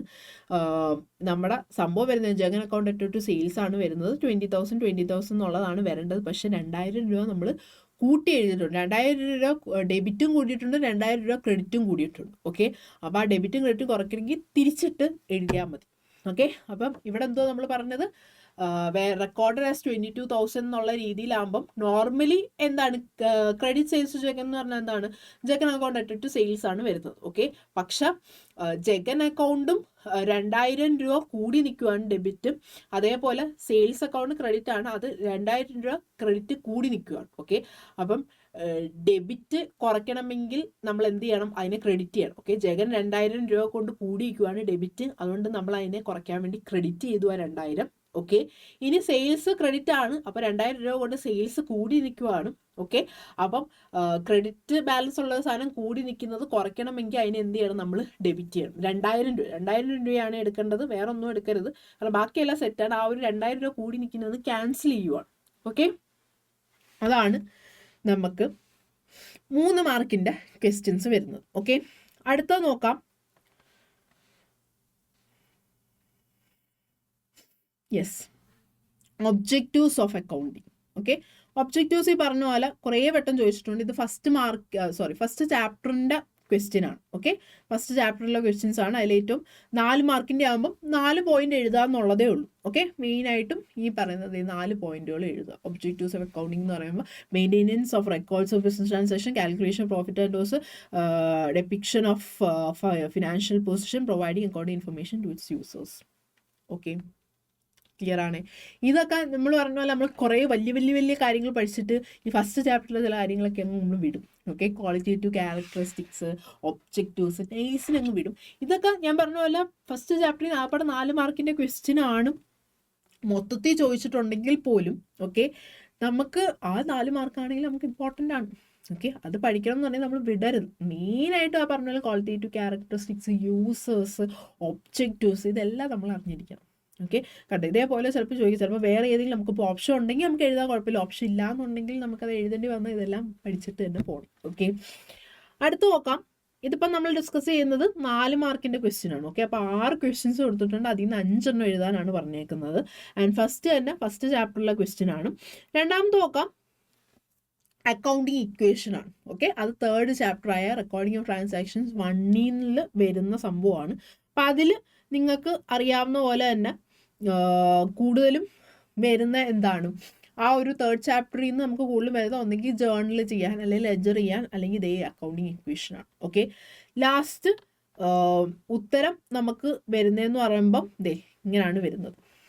ഓക്കെ. ലാസ്റ്റ് ഈ ഒരു രീതിയിലാണ് ക്വസ്റ്റ്യൻ വരുന്നത്. നിങ്ങൾക്ക് കാണാൻ പറ്റുന്നുണ്ടല്ലോ അല്ലേ? ഓക്കെ. ക്ലിയർ ആണല്ലോ? ഓക്കെ ആണേ. സോ ഇങ്ങനെയാണ് നമ്മൾ ചെയ്തത്. ഡൗട്ടൊന്നുമില്ല. നമ്മൾ ആ ഇക്വേഷൻ വെച്ചിട്ട് asset is equal to capital plus liability എന്ന് പറയുന്ന ആ ഒരു ഇക്വേഷൻ വെച്ചിട്ട് നമ്മൾ ചെയ്യുന്ന സംഭവമാണ്. ഓക്കെ. ലാസ്റ്റ് വരുമ്പം ഇങ്ങനെ ആയിരിക്കും ആ ലാസ്റ്റ് ഒരു സംഭവം വരുന്നത്. ഓക്കെ. ആ ഒരു 15,000 പ്ലസ് 12,000 പ്ലസ് 69,000 എന്നുള്ള സംഭവമാണ് വരുന്നത്.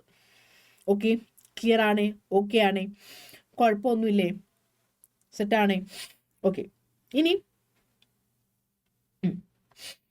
ഇനി നമുക്ക് വരുന്നതെന്ന് പറഞ്ഞാൽ ഇതാണ് അക്കൗണ്ടിങ് ഇക്വേഷൻ വെച്ചിട്ടുണ്ട്. സിമ്പിളാണ്. ഞാൻ കൂടുതൽ എക്സ്പ്ലനേഷൻ കാര്യങ്ങളൊന്നും പോകുന്നില്ല. സിമ്പിളായിട്ട് നമുക്ക് ചെയ്തു പോകാൻ പറ്റുന്ന കാര്യമാണ്. അക്കൗണ്ടിങ് ഇക്വേഷനൊക്കെ നമ്മൾ ഏറ്റവും കൂടുതൽ കുഴപ്പം വരുന്നത് നമ്മൾ എടുത്ത് എഴുതുന്നതിൻ്റെ എന്തെങ്കിലും കുഴപ്പമായിരിക്കും. ഓക്കെ. ഇവിടെ ഇപ്പോൾ ശ്രദ്ധിച്ചാൽ മതി. Commence to business with cash. Commence business with cash എന്ന് പറഞ്ഞാൽ ക്യാഷും വന്ന് ക്യാപിറ്റലും വന്നിട്ടുണ്ട്. അതാണ് ഇവിടെ കൊടുത്തേക്കുന്നത്. ക്യാഷും ക്യാപിറ്റലും നമ്മൾ റെക്കോർഡ് ചെയ്തിട്ടുണ്ട്. ഓക്കെ. അടുത്ത് നോക്കാം, പർച്ചേസ് ഗുഡ്സ് ഫോർ ക്യാഷ്. ഗുഡ്സും വന്നു, പിന്നെ അതേപോലെ എന്താണ് വന്നേക്കുന്നത്, ഗുഡ്സും വന്നിട്ടുണ്ട് ആൻഡ് അതേപോലെ ക്യാഷ് പോയിട്ടുണ്ട്. ഓക്കെ. അതാണ് അവിടെ രണ്ടാമത്തെ ഇതിൻ്റെ അകത്ത് 20,000 സ്റ്റോക്ക് കൂടിയിട്ടുണ്ട്, 20,000 ക്യാഷ് പോയി. അപ്പോൾ അത് മൈനസ് ചെയ്തു. പിന്നെ പർച്ചേസ്ഡ് മെഷീനറി ഓൺ ക്രെഡിറ്റ്. അപ്പം ഇവിടെ മെഷീനറി കൂടി 15,000, അതേപോലെ ക്രെഡിറ്റേഴ്സ് 15,000 കൂടി. ഓക്കെ. അടുത്ത് നോക്കാം, sold goods for cash costing 8,000 for 9,000. 8,000 രൂപ ഉള്ളായിരുന്നു, അത് 9,000 രൂപയ്ക്ക് വിറ്റു. ഓക്കെ. അപ്പോൾ സോൾഡ് ഗുഡ്സ് എന്ന് പറയുമ്പോൾ ഗുഡ്സ് 8,000 കുറഞ്ഞു. ഓക്കെ. ക്യാഷ് നമുക്ക് എത്ര കിട്ടി? 9,000 കിട്ടി. ആൻഡ് പ്രോഫിറ്റ് 1,000 കിട്ടി. അത് നമ്മൾ ക്യാപിറ്റലിൽ ആഡ് ചെയ്യും. ഓക്കെ. ക്ലിയർ ആണ്? സിമ്പിളാണ്, ചെയ്തു പോകാവുന്ന. അല്ലെങ്കിൽ എടുത്ത് എഴുതുന്നതിൻ്റെ എന്തെങ്കിലും കുഴപ്പം വരുന്നുണ്ടെങ്കിലേ ഉള്ളൂ. അടുത്ത് നോക്കാം.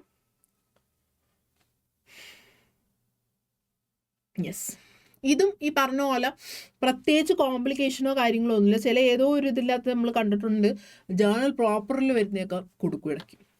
അതായിരിക്കും കൂടുതലും വരുന്നത്. അല്ലെങ്കിൽ purchase book separate, sales book separate എന്നുള്ള രീതിയിൽ തന്നെ കാണിക്കുന്നത്. ചിലപ്പോൾ കഷ്ടകാലത്തിന് ഏതോ ഒരു ക്വസ്റ്റ്യൻ ഏതോ ഒരു ഇയർ ചോദിച്ചിട്ടുണ്ട് ജേർണൽ പ്രോപ്പറിൽ വരുന്നത്. ക്രെഡിറ്റിന് വിറ്റ സാധനം നൈസിന് ഇവർ കൊടുത്തേക്കും. നമ്മൾ ആ ക്രെഡിറ്റ് കാണൂല. നമ്മളെടുത്ത നൈസിന് സെയിൽസ് അല്ലെങ്കിൽ എന്താണ് അസറ്റ് ക്രെഡിറ്റിന് വിൽക്കുന്നത്. അത് നമ്മൾ ആ ക്രെഡിറ്റിന് വിൽക്കുന്നു എന്നുള്ള സംഭവം പെട്ടെന്ന് നമ്മൾ ശ്രദ്ധിക്കത്തില്ല. നമ്മളെടുത്ത് നൈസിന് അതങ്ങ് എഴുതി അങ്ങ് പോകും. ഓക്കെ, അപ്പം അങ്ങനെ വരുന്നത് ഇപ്പം ഇതിൻ്റെ അകത്ത് കൺഫ്യൂഷൻ ആയിട്ടൊന്നും ഇല്ല. ചിലപ്പോൾ അങ്ങനെ വന്നാൽ പോലും ക്വസ്റ്റ്യൻ വൃത്തിയായിട്ട് നോക്കുക. ഇത് പെട്ടെന്ന് കാണുമ്പോൾ ഓക്കെ സെയിൽസ് ബുക്ക് പ്രിപ്പയർ ചെയ്യാമെന്നും പറഞ്ഞ് എടുത്ത് കൊടുത്തിട്ടുണ്ടായതുകൊണ്ട് നമുക്ക് ഡൗട്ടൊന്നുമില്ല. സെയിൽസ് ബുക്ക് മാത്രം പ്രിപ്പയർ ചെയ്താൽ മതി. ഇവിടെ ആകപ്പാടെ പിന്നെ വരുന്നത് എന്താണ്, ആ ഒരു ഡിസ്കൗണ്ടിൻ്റെ സംഭവമേ ഉള്ളൂ. കണ്ടോ, ഡിസ്കൗണ്ട് കൃത്യമായിട്ട് നമ്മൾ ചിലപ്പോൾ അത് വിട്ടുപോയി. അതാണ് നമുക്ക് ഈ ഒരു ക്വസ്റ്റ്യനിൽ ഏറ്റവും കൺഫ്യൂഷൻ വരാൻ പോകുന്നത് അതായിരിക്കും. ഓക്കെ, ചിലപ്പോൾ ആ ഒരു 10% എന്നുള്ളത് നമ്മളങ്ങ് ചെയ്യാൻ മറന്നു. അപ്പം അത് കൺഫ്യൂഷൻ വരരുത്. ഓക്കെ, ബാക്കി എല്ലാം ഇവിടെ ഓക്കെയാണ്, നമുക്ക് നോക്കിയാൽ മനസ്സിലാവും. ഇൻറ്റു ചെയ്യുന്നു, ദേ ഇവിടെ ചെയ്യുന്നു, ലാസ്റ്റ് മൊത്തത്തിൽ വരുമ്പോൾ ഇതാണ് നമുക്ക് ഉത്തരം വരുന്നത് 4,28,000. ഓക്കെ, മൊത്തത്തിൽ ഉത്തരം വരുമ്പോൾ ഇതാണ് നമുക്ക് ഉത്തരം വരുന്നത്. അടുത്ത് നോക്കാം. യെസ്, ഇത് മാച്ച് ദ ഫോളോയിങ് ആണ്, second chapter, theory base of accounting. Okay, ഭാഗ്യത്തിന് നമുക്ക് തിയറി ബേസ് ഓഫ് അക്കൗണ്ടിങ്ങിൽ ആ തിയറി എഴുതാൻ ചോദിച്ചിട്ടില്ല. എഴുതാൻ ചോദിച്ചാൽ നമ്മളിപ്പോൾ എത്ര എഴുതിയാലും ഈ പറഞ്ഞ പോലെ നമുക്കൊരു ലിമിറ്റിൻ്റെ അപ്പുറത്തോട്ട് മാർക്ക് കിട്ടൂല. പക്ഷെ ഫോർച്യുനേറ്റ്ലി ഇതേപോലെ മാച്ച് ദ ഫോളോയിങ് ഒക്കെ വന്നു കഴിഞ്ഞാൽ സുഖമാണ്. നിങ്ങളൊന്ന് ആലോചിച്ച് 4 മാർക്ക് നിങ്ങൾ വേറെ പ്രത്യേകിച്ച് വലിയ വലിയ കോളവും വരയ്ക്കേണ്ട, അല്ലെങ്കിൽ എസ്സേ പോലും എഴുതുകയും വേണം. മറ്റേ അല്ലെങ്കിൽ 4 മാർക്ക് നിങ്ങൾക്ക് പറഞ്ഞാൽ നമ്മൾ നല്ല ഡീറ്റെയിൽ ആയിട്ട് എഴുതിയാൽ മാത്രം എന്നാൽ പോലും 3.5 ആയിരിക്കും മാക്സിമം കിട്ടും. പക്ഷേ ഇതേപോലെ മാച്ച് ദ ഫോളോയിങ് ഒക്കെ ചോദിച്ചു കഴിഞ്ഞാൽ സെറ്റായിട്ട് സുഖമായിട്ട് നമുക്ക് എഴുതാൻ പറ്റും എന്നുള്ളത്. 4 മാർക്ക് നിങ്ങൾ കറക്റ്റായിട്ട് എഴുതുക. 4 മാർക്ക് വെറുതെ ഇട്ടില്ല, അതിന് പിന്നെ 1/2 മാർക്കോ അല്ലെങ്കിൽ 3/4 മാർക്കോ കുറയ്ക്കുന്ന പരിപാടിയില്ല. 4 മാർക്കുണ്ടെങ്കിൽ 4 മാർക്ക് നമുക്ക് കിട്ടും. ഓക്കെ, അപ്പം അതിൻ്റെ ഉത്തരം വരുന്നത് ഇങ്ങനെയാണ്. Okay, first the business is treated separate from it's on. അത് നമ്മൾ ആദ്യം പഠിക്കുന്ന സംഭവമാണ്, എന്താണ് ബിസിനസ് എൻറ്റിറ്റി കോൺസെപ്റ്റ്. ഓക്കെ, അപ്പം ആദ്യത്തെ എന്താണ് എ എന്ന് പറയുന്നത് 2 ആണ്, ബിസിനസ് എൻറ്റിറ്റി കോൺസെപ്റ്റ്. ഓക്കെ, അടുത്ത് നോക്കാം. Provides for anticipated losses but not for anticipate ചെയ്യാൻ. ഓക്കെ, ചെറുതായിട്ട് എന്തെങ്കിലും ലോസ് വരുവാണെങ്കിൽ നമ്മളത് റെക്കോർഡ് ചെയ്യണം. പക്ഷെ ഫ്യൂച്ചറിൽ ഇനി എന്തെങ്കിലും ഗെയിൻ ഉണ്ട്, പ്രോഫിറ്റ് കിട്ടാനുണ്ടെന്ന ചാൻസ് ഉണ്ടെന്നുണ്ടെങ്കിൽ അത് നമ്മൾ കിട്ടിയതിന് ശേഷം, പ്രോഫിറ്റ് വന്നതിന് ശേഷം മാത്രമേ റെക്കോർഡ് ചെയ്യാവുള്ളൂ. പക്ഷെ എന്തെങ്കിലും ലോസ്, ഒരു 1% ലോസ് വരാൻ ചാൻസ് ഉണ്ടെങ്കിൽ പോലും നമ്മൾ റെക്കോർഡ് ചെയ്യണം എന്നുള്ളതാണ്. അത് ഏതാണ് വരുന്നത്, കൺസർവേറ്റിസം പ്രിൻസിപ്പിളാണ്, അല്ലെ ആ കോൺസെപ്റ്റാണ്. ഓക്കെ, അടുത്ത് നോക്കാം. Expenses should be record in the period when they are incurred.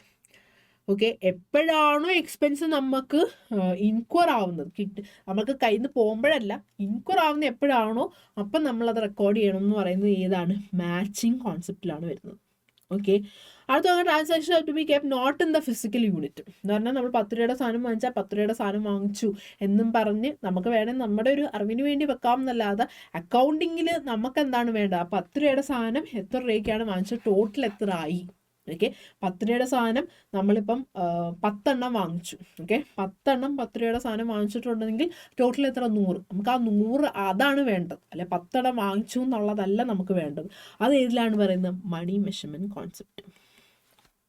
Physical യൂണിറ്റ്സിലുള്ളത് വരില്ല. ഓക്കെ, ക്ലിയർ ആണ്. ഇത് ഞാൻ പറഞ്ഞ പോലെ ഇങ്ങനെ മാച്ച് ദ ഫോളോയിങ് ചോദിക്കാൻ കുറേ വട്ടം എൻ്റെ മാച്ച് ദ ഫോളോയിങ് ചോദിച്ചിട്ടുണ്ട് കേട്ടോ.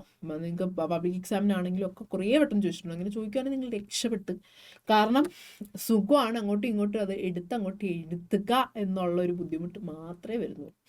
ഓക്കെ, അടുത്തതും നമുക്ക് വരുന്നത് ഡിപ്രീസിയേഷൻ എന്ന് പറയുന്ന ചാപ്റ്ററിലാണ്.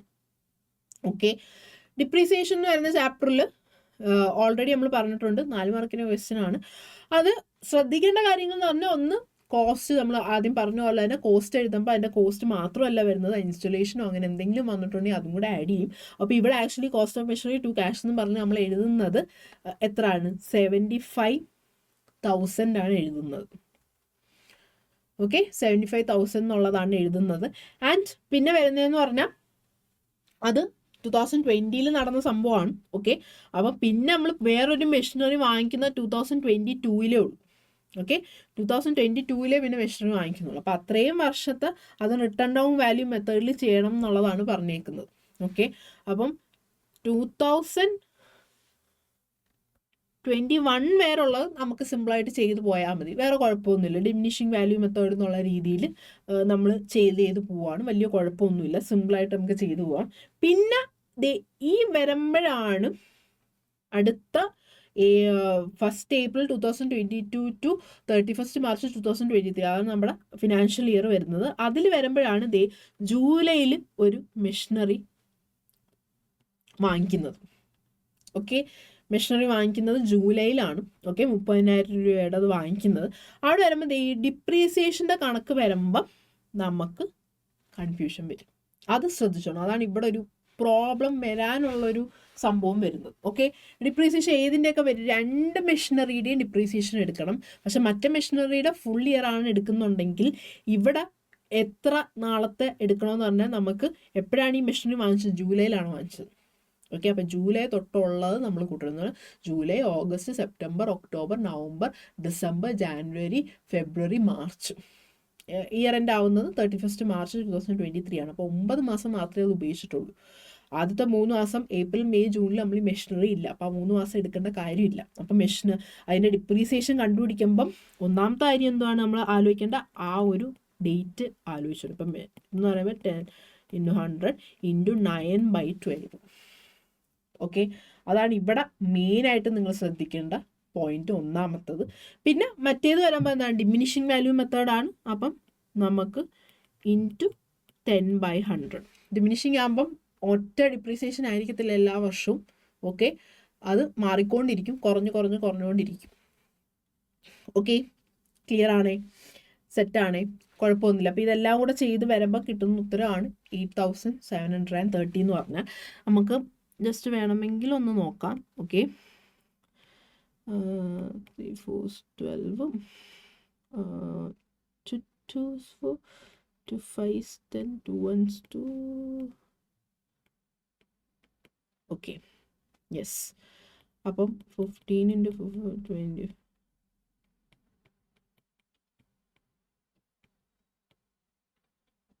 ഓക്കെ, അപ്പം ഇത് നമുക്ക് ഒരു എമൗണ്ട് കിട്ടും. Okay, yes. കാൽക്കുലേഷൻ എല്ലാം കൂടെ വട്ടുപിടിച്ചേക്കുവാന്ന് എനിക്കറിയാം. നോക്കാം നമുക്ക്. ഓക്കെ, അതവിടെ നിൽക്കട്ടെ. അടുത്തത് ഇതിൻ്റെ പിന്നെ നമ്മൾ നോർമലി ചെയ്യുന്ന പോലെ തന്നെ നമുക്ക് ചെയ്തു പോകാമെന്നുള്ളതേ ഉള്ളൂ. ഓക്കെ, നമുക്ക് നേരത്തെ കിട്ടിയത് ഓക്കെ, എന്തുവായിരുന്നു നേരത്തെ കിട്ടിയത്? എല്ലാം കൂടെ കൺഫ്യൂഷൻ ആയിപ്പോയി. ഓക്കെ, 9/12.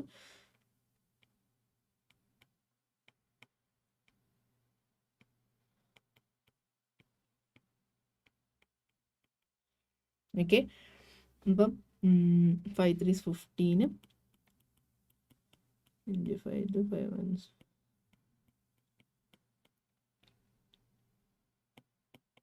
ഓക്കെ, അപ്പം യെസ് 8730. ഓക്കെ, അടുത്തൊരു ഇത്തിരി കൺഫ്യൂഷൻ വരരുത്. ആ 9/12 എന്നുള്ളത് ആലോചിച്ചോണം. ഓക്കെ, നമ്മൾ ആദ്യം 6580 എന്ന് പറയുമ്പോൾ ഇത് ഏത് മെഷീനറി? നമ്മൾ ആദ്യം വാങ്ങിച്ച മെഷീനറിയുടെയാണ് 6580 എന്നുള്ളത് വരുന്നത്. ഓക്കെ, 2250 എന്ന് പറഞ്ഞാൽ നമ്മൾ രണ്ടാമത് വാങ്ങിക്കുന്ന മെഷീനറിയാണ്. 30,000 രൂപയ്ക്ക് വാങ്ങിച്ച മെഷീനറി 9 മാസം മാത്രമേ ഉപയോഗിച്ചിട്ടുള്ളൂ. അപ്പം 9/12 × 10/100 ആണ് ചെയ്യേണ്ടത്. അപ്പോൾ നമുക്ക് കിട്ടുന്ന എമൗണ്ട് ആണ് 2250. ഓക്കെ, ക്ലിയർ ആണേ? അപ്പോൾ അങ്ങനെയാണ് രണ്ടും കൂടെ കൂട്ടുമ്പോഴാണ് 8730 എന്നുള്ളത് വരുന്നത്. ഓക്കെ, അടുത്ത് നോക്കാം. ട്രയൽ ബാലൻസിൽ നമുക്ക് ട്രയൽ ബാലൻസ് പ്രിപ്പയർ ചെയ്യുക. ലെജർ ബാലൻസസ് കൊടുത്തിട്ടുണ്ട്, ട്രയൽ ബാലൻസ് പ്രിപ്പയർ ചെയ്യുക. ഓക്കെ, അത് നമ്മൾ ഓൾറെഡി പറഞ്ഞതാണ്. ഈ ഒരു സംഭവം വെച്ചിട്ട് അത് നിങ്ങൾക്ക് ട്രയൽ ബാലൻസ് പ്രിപ്പയർ മാത്രമല്ല ജേർണൽ പ്രിപ്പയർ ചെയ്യാനാണെങ്കിലും ഈ ഒരു സംഭവം വെച്ചിട്ട് ചെയ്യുവാണെങ്കിൽ നിങ്ങൾക്ക് സുഖമായിട്ട് ചെയ്യാൻ പറ്റും. ഓക്കെ, ഞാൻ ജസ്റ്റ് ഇവിടെ സൈഡിൽ അത് കൊടുത്തേക്കാം. നിങ്ങൾ തന്നെ ഞാൻ നോക്കി പോകുമ്പം കറക്റ്റ് ആണോ എന്ന് വേണമെങ്കിൽ നോക്കിക്കോ. ഓക്കെ, ഏറ്റവും കൂടുതൽ നിങ്ങൾക്ക് ജേർണൽ ചെയ്യാൻ പറ്റുന്ന ഏറ്റവും സിമ്പിളായിട്ട് പറ്റുന്ന മെത്തേഡാണ് ഈ മെത്തേഡ്. ഓക്കെ, അപ്പം ക്യാപിറ്റലിന് എന്ത് ബാലൻസ് ആണ്? ക്രെഡിറ്റ് ബാലൻസ് ആണ്.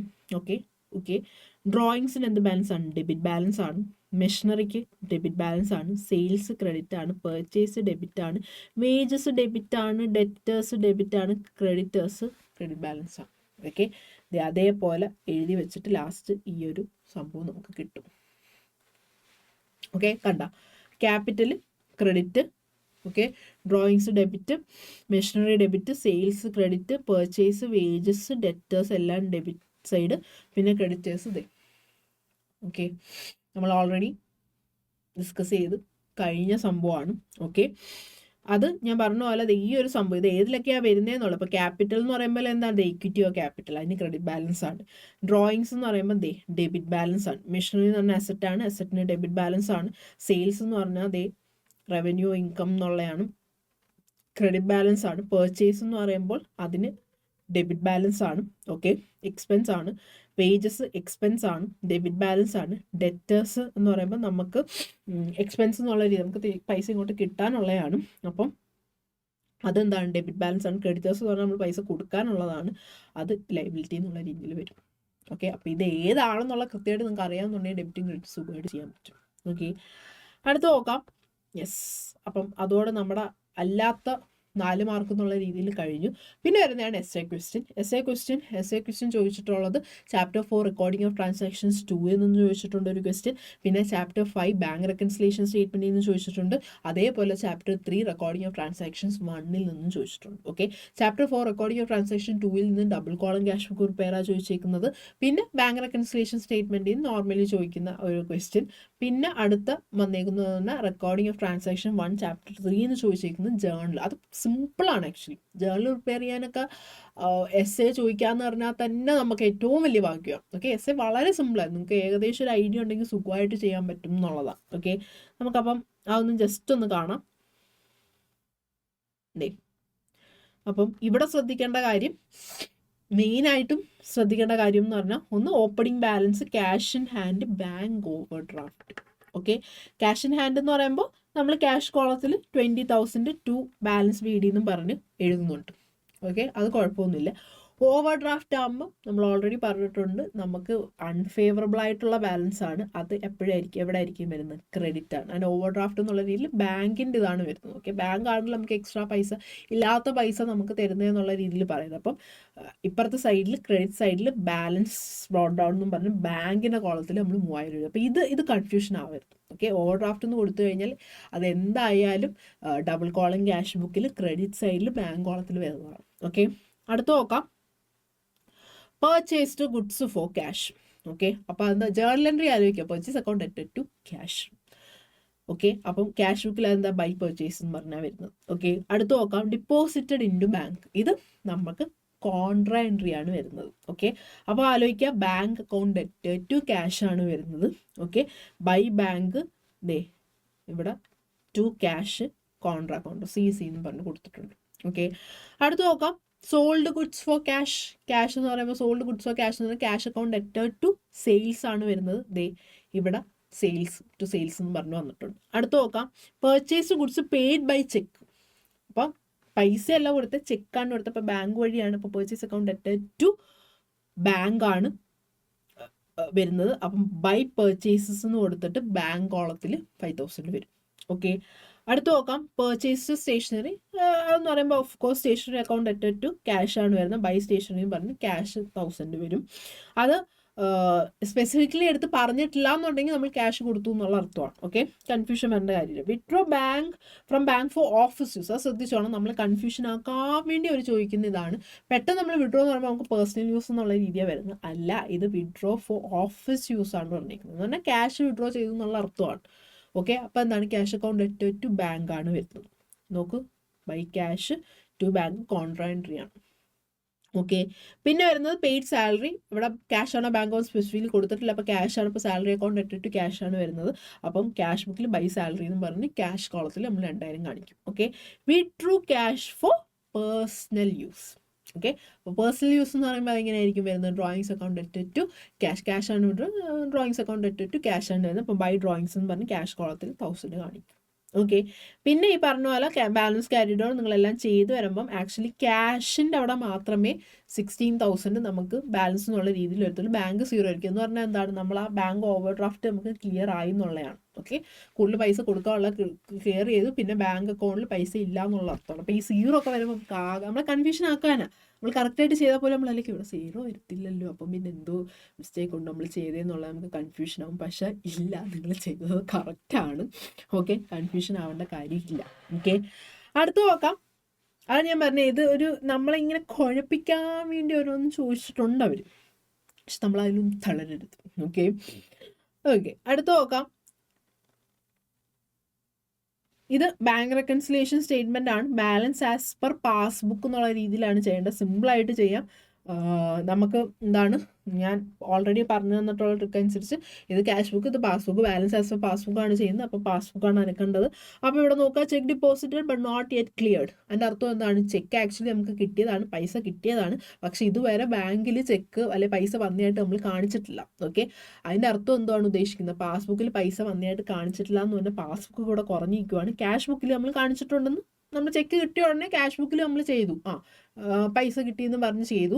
പക്ഷെ ബാങ്കിൽ ഇതുവരെ നമ്മൾ കൊണ്ടുപോയിട്ട ആ ചെക്ക് മാറി ആ പൈസ വന്നു എന്നുള്ള രീതിയിൽ നമ്മുടെ ബാങ്ക് അക്കൗണ്ടിൽ പൈസ വന്നിട്ടില്ല എന്നുള്ളതാണ്. അപ്പം അതിൻ്റെ അർത്ഥം എന്താണ്? പാസ്ബുക്ക് ഇവിടെ കുറഞ്ഞിരിക്കുകയാണ്. ഓക്കെ, അപ്പോൾ ഇത് മാത്രമേ അനക്കാൻ പറ്റത്തുള്ളൂ. ഓക്കെ, ബാലൻസ് ആസ് പാസ്ബുക്ക് എന്ന് കൊടുത്തേക്കുന്നതുകൊണ്ട് ഇതാണ് നമ്മൾ അനക്കുന്നത്. അപ്പോൾ ഇത് താന്നിരിക്കുവാണ്, ഇത് ക്യാഷ് ബുക്ക് ലെവലിലോട്ട് കൊണ്ടുവന്ന് അതിനെ ആഡ് ചെയ്യണം. ഓക്കെ, പിന്നെ bank recorded A cash deposit of ₹1000 as 100. Okay, അപ്പോൾ ഇവിടെ എന്തോ സംഭവിച്ചത്? ഒരു ക്യാഷ് ഡിപ്പോസിറ്റ് ഉണ്ടായിരുന്നു. ഓക്കെ, നമുക്ക് 1000 റുപ്പീസിൻ്റെ ക്യാഷ് ഡിപ്പോസിറ്റ് ആയിരുന്നു, പക്ഷെ നമ്മളത് 100 എന്നും പറഞ്ഞാണ് റെക്കോർഡ് ചെയ്തതെന്നാണ്. അപ്പം 900 റുപ്പീസ് നമ്മൾ റെക്കോർഡ് ചെയ്തിട്ടില്ല. ഓക്കെ, റെക്കോർഡ് ചെയ്തിട്ടില്ല എന്നാണ് പറയുന്നത്. ഓക്കെ, അപ്പം ഇവിടെ ഉദ്ദേശിക്കുന്നത് എന്താണ്? ബാങ്കിലാണ് നമ്മൾ ഈ പറഞ്ഞ പോലെ 1000 ആയിരുന്നു, പക്ഷെ അതിൽ 100 ആയിട്ടേ റെക്കോർഡ് ചെയ്തിട്ടുള്ളൂ എന്ന് പറഞ്ഞാൽ 900 റുപ്പീസ് നമ്മൾ റെക്കോർഡ് ചെയ്തിട്ടില്ല എന്നുള്ള അർത്ഥമാണ്. ഓക്കെ, അപ്പോൾ ആലോചിക്കണം, ക്യാഷ് ബുക്കിൽ നമ്മൾ കറക്റ്റായിട്ട് 1000 വന്നു എന്നും പറഞ്ഞ് കൊടുത്തിട്ടുണ്ട്. ഓക്കെ, പാസ്ബുക്കിൽ നമ്മൾ കൊടുത്തിട്ടില്ല. ഓക്കെ, പാസ്ബുക്കിൽ ആ പണം 100 രൂപ വന്നിട്ടുണ്ടെന്നേ കൊടുത്തിട്ടുള്ളൂ. അതിൻ്റെ അർത്ഥം എന്താണ്? പാസ്ബുക്ക് ഇവിടെ കുറഞ്ഞിരിക്കുകയാണ്. ഓക്കെ, ക്യാഷ് ബുക്കിൻ്റെ ലെവലിലോട്ട് കൊണ്ടുവരണം. അപ്പോൾ അതിനെ നമ്മൾ ആഡ് ചെയ്യും. അതിനെ ആഡ് ചെയ്യുമ്പം ഏത് എമൗണ്ട് ആണ് എടുക്കേണ്ടത്? 900 ആണ് എടുക്കേണ്ടത്. ഓക്കെ, അത് ശ്രദ്ധിച്ചോണം, കൺഫ്യൂഷൻ ആവരുത്. ഓക്കെ, പിന്നെ interest on overdraft not entered in cash book. അത് ഉദ്ദേശിക്കുന്നത് എന്താണ്? നമുക്ക് ഇൻട്രസ്റ്റ് ഓൺ ഓവർ ഡ്രാഫ്റ്റ് നമ്മൾ കൊടുക്കാനുള്ള പൈസയാണ്. അപ്പോൾ അതിൽ ഇൻട്രസ്റ്റ് ഓൺ ഓവർ ഡ്രാഫ്റ്റ് നമുക്ക് പൈസ വന്നത് അല്ലെ പൈസ പോയത് നമ്മൾ ക്യാഷ് ബുക്കിൽ റെക്കോർഡ് ചെയ്തിട്ടില്ല. ഓക്കെ, പാസ്ബുക്കിൽ നമ്മളത് റെക്കോർഡ് ചെയ്തിട്ടുണ്ട്, പൈസ പോയി എന്നുള്ള രീതി. ഇൻട്രസ്റ്റ് ഓൺ ഓവർ ഡ്രാഫ്റ്റ് നമുക്ക് പൈസ പോവാണ്. അപ്പം പൈസ പോയതായിട്ട് പാസ്ബുക്കിൽ റെക്കോർഡ് ചെയ്തിട്ടുണ്ട് എന്ന് പറഞ്ഞാൽ എന്താണ്? പാസ്ബുക്ക് കൂടെ കുറഞ്ഞിരിക്കുകയാണ്. ക്യാഷ് ബുക്കിൻ്റെ ലെവലിലോട്ട് കൊണ്ടുവരണമെങ്കിൽ അത് ആഡ് ചെയ്യണം. ഓക്കെ, അടുത്ത് നോക്കാം, cheque issued but not presented for payment. Okay, അതിൻ്റെ അർത്ഥം എന്താണ് ഉദ്ദേശിക്കുന്നത്? ചെക്ക് ഇഷ്യൂ എന്ന് പറഞ്ഞാൽ പൈസ പോവുകയാണ്. ഓക്കെ, പൈസ പോകുന്നതായിട്ട് നമ്മൾ ക്യാഷ് ബുക്കിൽ റെക്കോർഡ്, ചെക്ക് കൊടുത്തപ്പോഴേ നമ്മൾ ക്യാഷ് ബുക്കിൽ ഇത് ചെയ്തു, ആ പൈസ പോയി എന്നുള്ള രീതിയിൽ നമ്മൾ ക്യാഷ് ബുക്കിൽ കൊടുത്തിട്ടുണ്ട്. പക്ഷെ പാസ്ബുക്കിൽ ആ പൈസ പോയാൽ മാത്രമേ പാസ്ബുക്കിൽ അത് റെക്കോർഡ് ആവത്തുള്ളൂ. അപ്പോൾ ഇവിടെ not yet presented for payment. Okay, cheque issue ചെയ്ത് ഇതുവരെ ആ ചെക്ക് കൊണ്ട് ബാങ്കിൽ കൊടുത്തിട്ടില്ല എന്നാണ് പറയുന്നത്. ഓക്കെ, കൊടുത്താൽ മാത്രമേ നമ്മുടെ ഇതിൽ നിന്ന് പൈസ പോകത്തുള്ളൂ. അപ്പോൾ അത് കൊടുത്തിട്ടില്ല. അപ്പോൾ അതിൻ്റെ അർത്ഥമാണ് ക്യാഷ് ബുക്കിൽ നമ്മൾ കറക്റ്റായിട്ട് റെക്കോർഡ് ചെയ്ത് വെച്ചിട്ടുണ്ട് എന്താണ്? പൈസ പോയതായിട്ട്. പാസ്ബുക്കിൽ റെക്കോർഡ് ചെയ്തിട്ടില്ല പൈസ പോയതായിട്ട്. അതിൻ്റെ അർത്ഥം എന്താണ്? പാസ്ബുക്ക് കൂടെ കൂടിയിരിക്കുകയാണ്, ക്യാഷ് ബുക്കിൻ്റെ ലെവലിലോട്ട് കൊണ്ടുവരണമെങ്കിൽ അത് ലെസ് ചെയ്യണം. ഓക്കെ, അടുത്ത് നോക്കാം, റോങ്ലി ഡെബിറ്റഡ് ബൈ ബാങ്ക് വെറുതെ ഡെബിറ്റ് ചെയ്തെന്ന് പറഞ്ഞാൽ എന്താണ് ഉദ്ദേശിക്കുന്നത്? പൈസ പോയി എന്നുള്ള അർത്ഥമാണ്. ഓക്കെ, അപ്പം ഇവിടെ എന്തുവാണ് സംഭവിക്കുന്നത്? പാസ്ബുക്ക് ഇവിടെ കുറഞ്ഞിരിക്കുവാണ്. ഓക്കെ, ക്യാഷ് ബുക്ക് ഇത് അറിഞ്ഞിട്ടില്ല, റോങ്ലി ഡെബിറ്റഡ് ക്രെഡിറ്റ് ഒന്നും ക്യാഷ് ബുക്ക് അറിഞ്ഞിട്ടില്ല. അപ്പോൾ പാസ്ബുക്കിൽ ഈ പറഞ്ഞ പോലെ പൈസ പോയതായിട്ട് നമ്മൾ കാണിച്ചിട്ടുണ്ട്, കുറഞ്ഞിരിക്കുവാണ്. അത് നമ്മുടെ ക്യാഷ് ബുക്കിൻ്റെ ലെവലിലോട്ട് കൊണ്ടുവരണമെങ്കിൽ അത് ആഡ് ചെയ്യണം. ഓക്കെ, അപ്പോൾ ഇവിടെ ആഡും ലെസ്സും എല്ലാം കണ്ടല്ലോ, ഏതൊക്കെയാണ് ആഡ് ചെയ്യേണ്ടത് ഏതൊക്കെയാണ് ലെസ് ചെയ്യേണ്ടത് എന്നുള്ളത് കിട്ടിയിട്ടുണ്ടല്ലോ. ക്ലിയർ ആണേ? ഓക്കെ ആണ്, ഇങ്ങനെയൊക്കെയാണ് ചെയ്തിട്ടുണ്ടെന്നാണ് എൻ്റെ വിശ്വാസം. ഓക്കെ, അടുത്ത് നോക്കാം, ഹരി സ്റ്റാർട്ടഡ്. അതും ഞാൻ പറഞ്ഞ പോലെ ഇത് ജേർണൽ ചെയ്യാനാണ് പറഞ്ഞേക്കുന്നത്. കൃത്യമായിട്ട് നിങ്ങളത് വരച്ച്, നമ്മളത് വരച്ചൊന്നും കാണിക്കുന്നില്ല, നിങ്ങൾ കൃത്യമായിട്ട് അത് വരച്ച് ക്ലിയർ ആയിട്ട് ledger folio, amount, debit, credit, date എന്നൊക്കെ പറഞ്ഞ് പിന്നെ അതിൻ്റെ ഇടയ്ക്ക് ഒരു നോട്ട് പോലൊക്കെ എഴുതി അങ്ങനെയൊക്കെ സെറ്റായിട്ട് എഴുതി എന്നാണ് എൻ്റെ വിശ്വാസം. അങ്ങനെയൊക്കെ ചെയ്താൽ മാത്രമേ 6 മാർക്ക് തരത്തുള്ളൂ. വെറുതെ ഇത് ഈ കാണിച്ചേക്കുന്ന പോലെ കൊടുത്തു കഴിഞ്ഞാൽ അവർ തരത്തില്ല. ഓക്കെ, അപ്പോൾ അത് ശ്രദ്ധിച്ചോണം. അപ്പോൾ ഇവിടെ എന്തോ കൊടുത്തേക്കുന്നത്? Hari started business with cash 1 lakh. Okay, അപ്പം ഹരി ബിസിനസ് സ്റ്റാർട്ട് ചെയ്തു. ഓക്കെ, അപ്പോൾ ഇവിടെ എന്തുവാണ് സംഭവിക്കുന്നത്? ക്യാഷും വന്നു, അതേപോലെ ബിസിനസ്സിന് തിരിച്ച് ഓണർ കൊടുക്കാനുള്ള ലൈബിലിറ്റിയും കൂടി. ഓക്കെ, അപ്പോൾ ക്യാഷ് അക്കൗണ്ട് ഡെറ്റ് ടു ക്യാപിറ്റൽ എന്നാണ് വരുന്നത്. ഇനി open the bank account with SBI. Okay, SBIയിൽ നമ്മളൊരു ബാങ്ക് അക്കൗണ്ട് പ്രിപ്പയർ ചെയ്ത് മീൻസ് തുടങ്ങി. അതിൻ്റെ അർത്ഥം എന്താണ്? ബാങ്കിൽ നമ്മൾ കൊണ്ടുപോയി പൈസ ഇട്ടു. അപ്പം ക്യാഷ് അറ്റ് ബാങ്ക് കൂടി നമ്മുടെ ക്യാഷ് ഇൻ ഹാൻഡ് കുറഞ്ഞു. അപ്പം എന്തായിരിക്കും വരുന്നത്? ബാങ്ക് അക്കൗണ്ട് ഡെറ്റ് ടു ക്യാഷ്. ഓക്കെ, ഇനി പർച്ചേസ്ഡ് ഗുഡ്സ് ഫ്രം ബിനു എന്ന് പറയുമ്പോൾ എന്താണ് വരുന്നത്? പർച്ചേസ് അക്കൗണ്ട് ഡെറ്റഡ് ടു ബിനു.